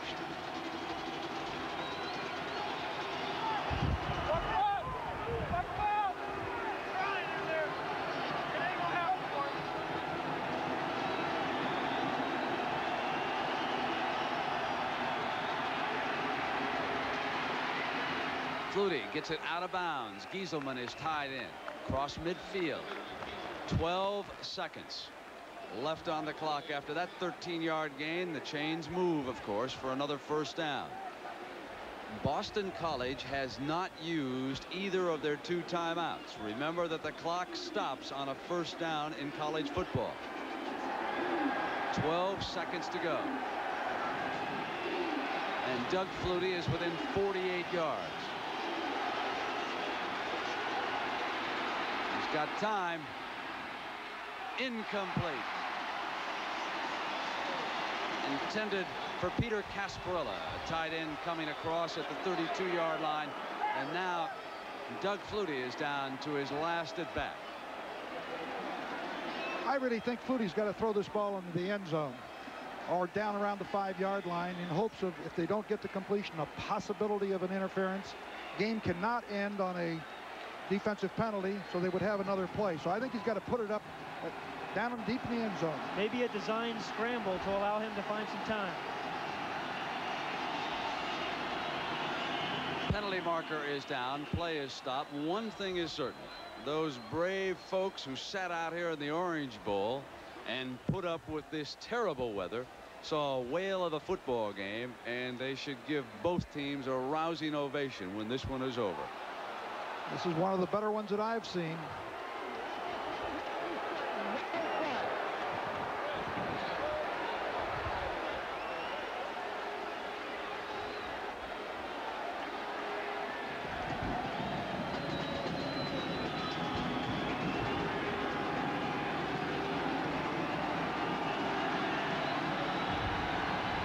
Three wide receivers out to the right.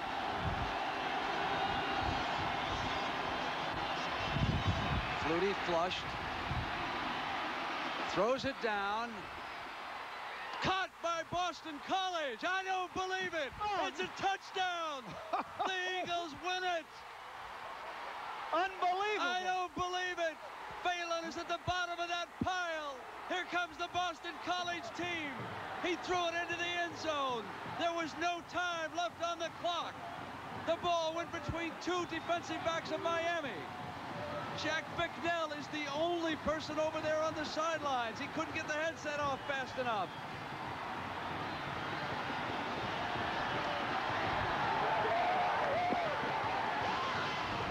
Doug Flutie has done it. And your heart goes out to Bernie Kosar, who did everything he could. And like we said, it went down to the last at bat. And Flutie and Boston College have won it. He's asking where Kosar is. This is one of the most remarkable football games I have ever seen. The last play. Doug Flutie is here. First of all, he gets excellent protection by his offensive line. He's going to scramble a little bit, but the Miami defense does something you just can't do in a situation like this. There is no time left when he throws the ball. There are a lot of defenders there. Phelan is behind the defense. Well, you just cannot let an offensive pass receiver in those kinds of situations get behind you. The ball was in the air for 64 yards. Take a look in the middle, number 20, Gerard Phelan, Doug Flutie's roommate. He knows it's a desperation throw. All he is hoping back here is for a tipped ball. He is behind the defense, though. That can't happen. It cannot happen, but it did. Doug Flutie and his roommate, Gerald Phelan. Last year at the Liberty Bowl, they had a fire alarm break out in the hotel. Phelan got up and said, "Women, children, and Doug Flutie first." He knew what he was talking about. Boston College has won it 47-45. And we'll be back at the Orange Bowl after these messages from your local stations. This is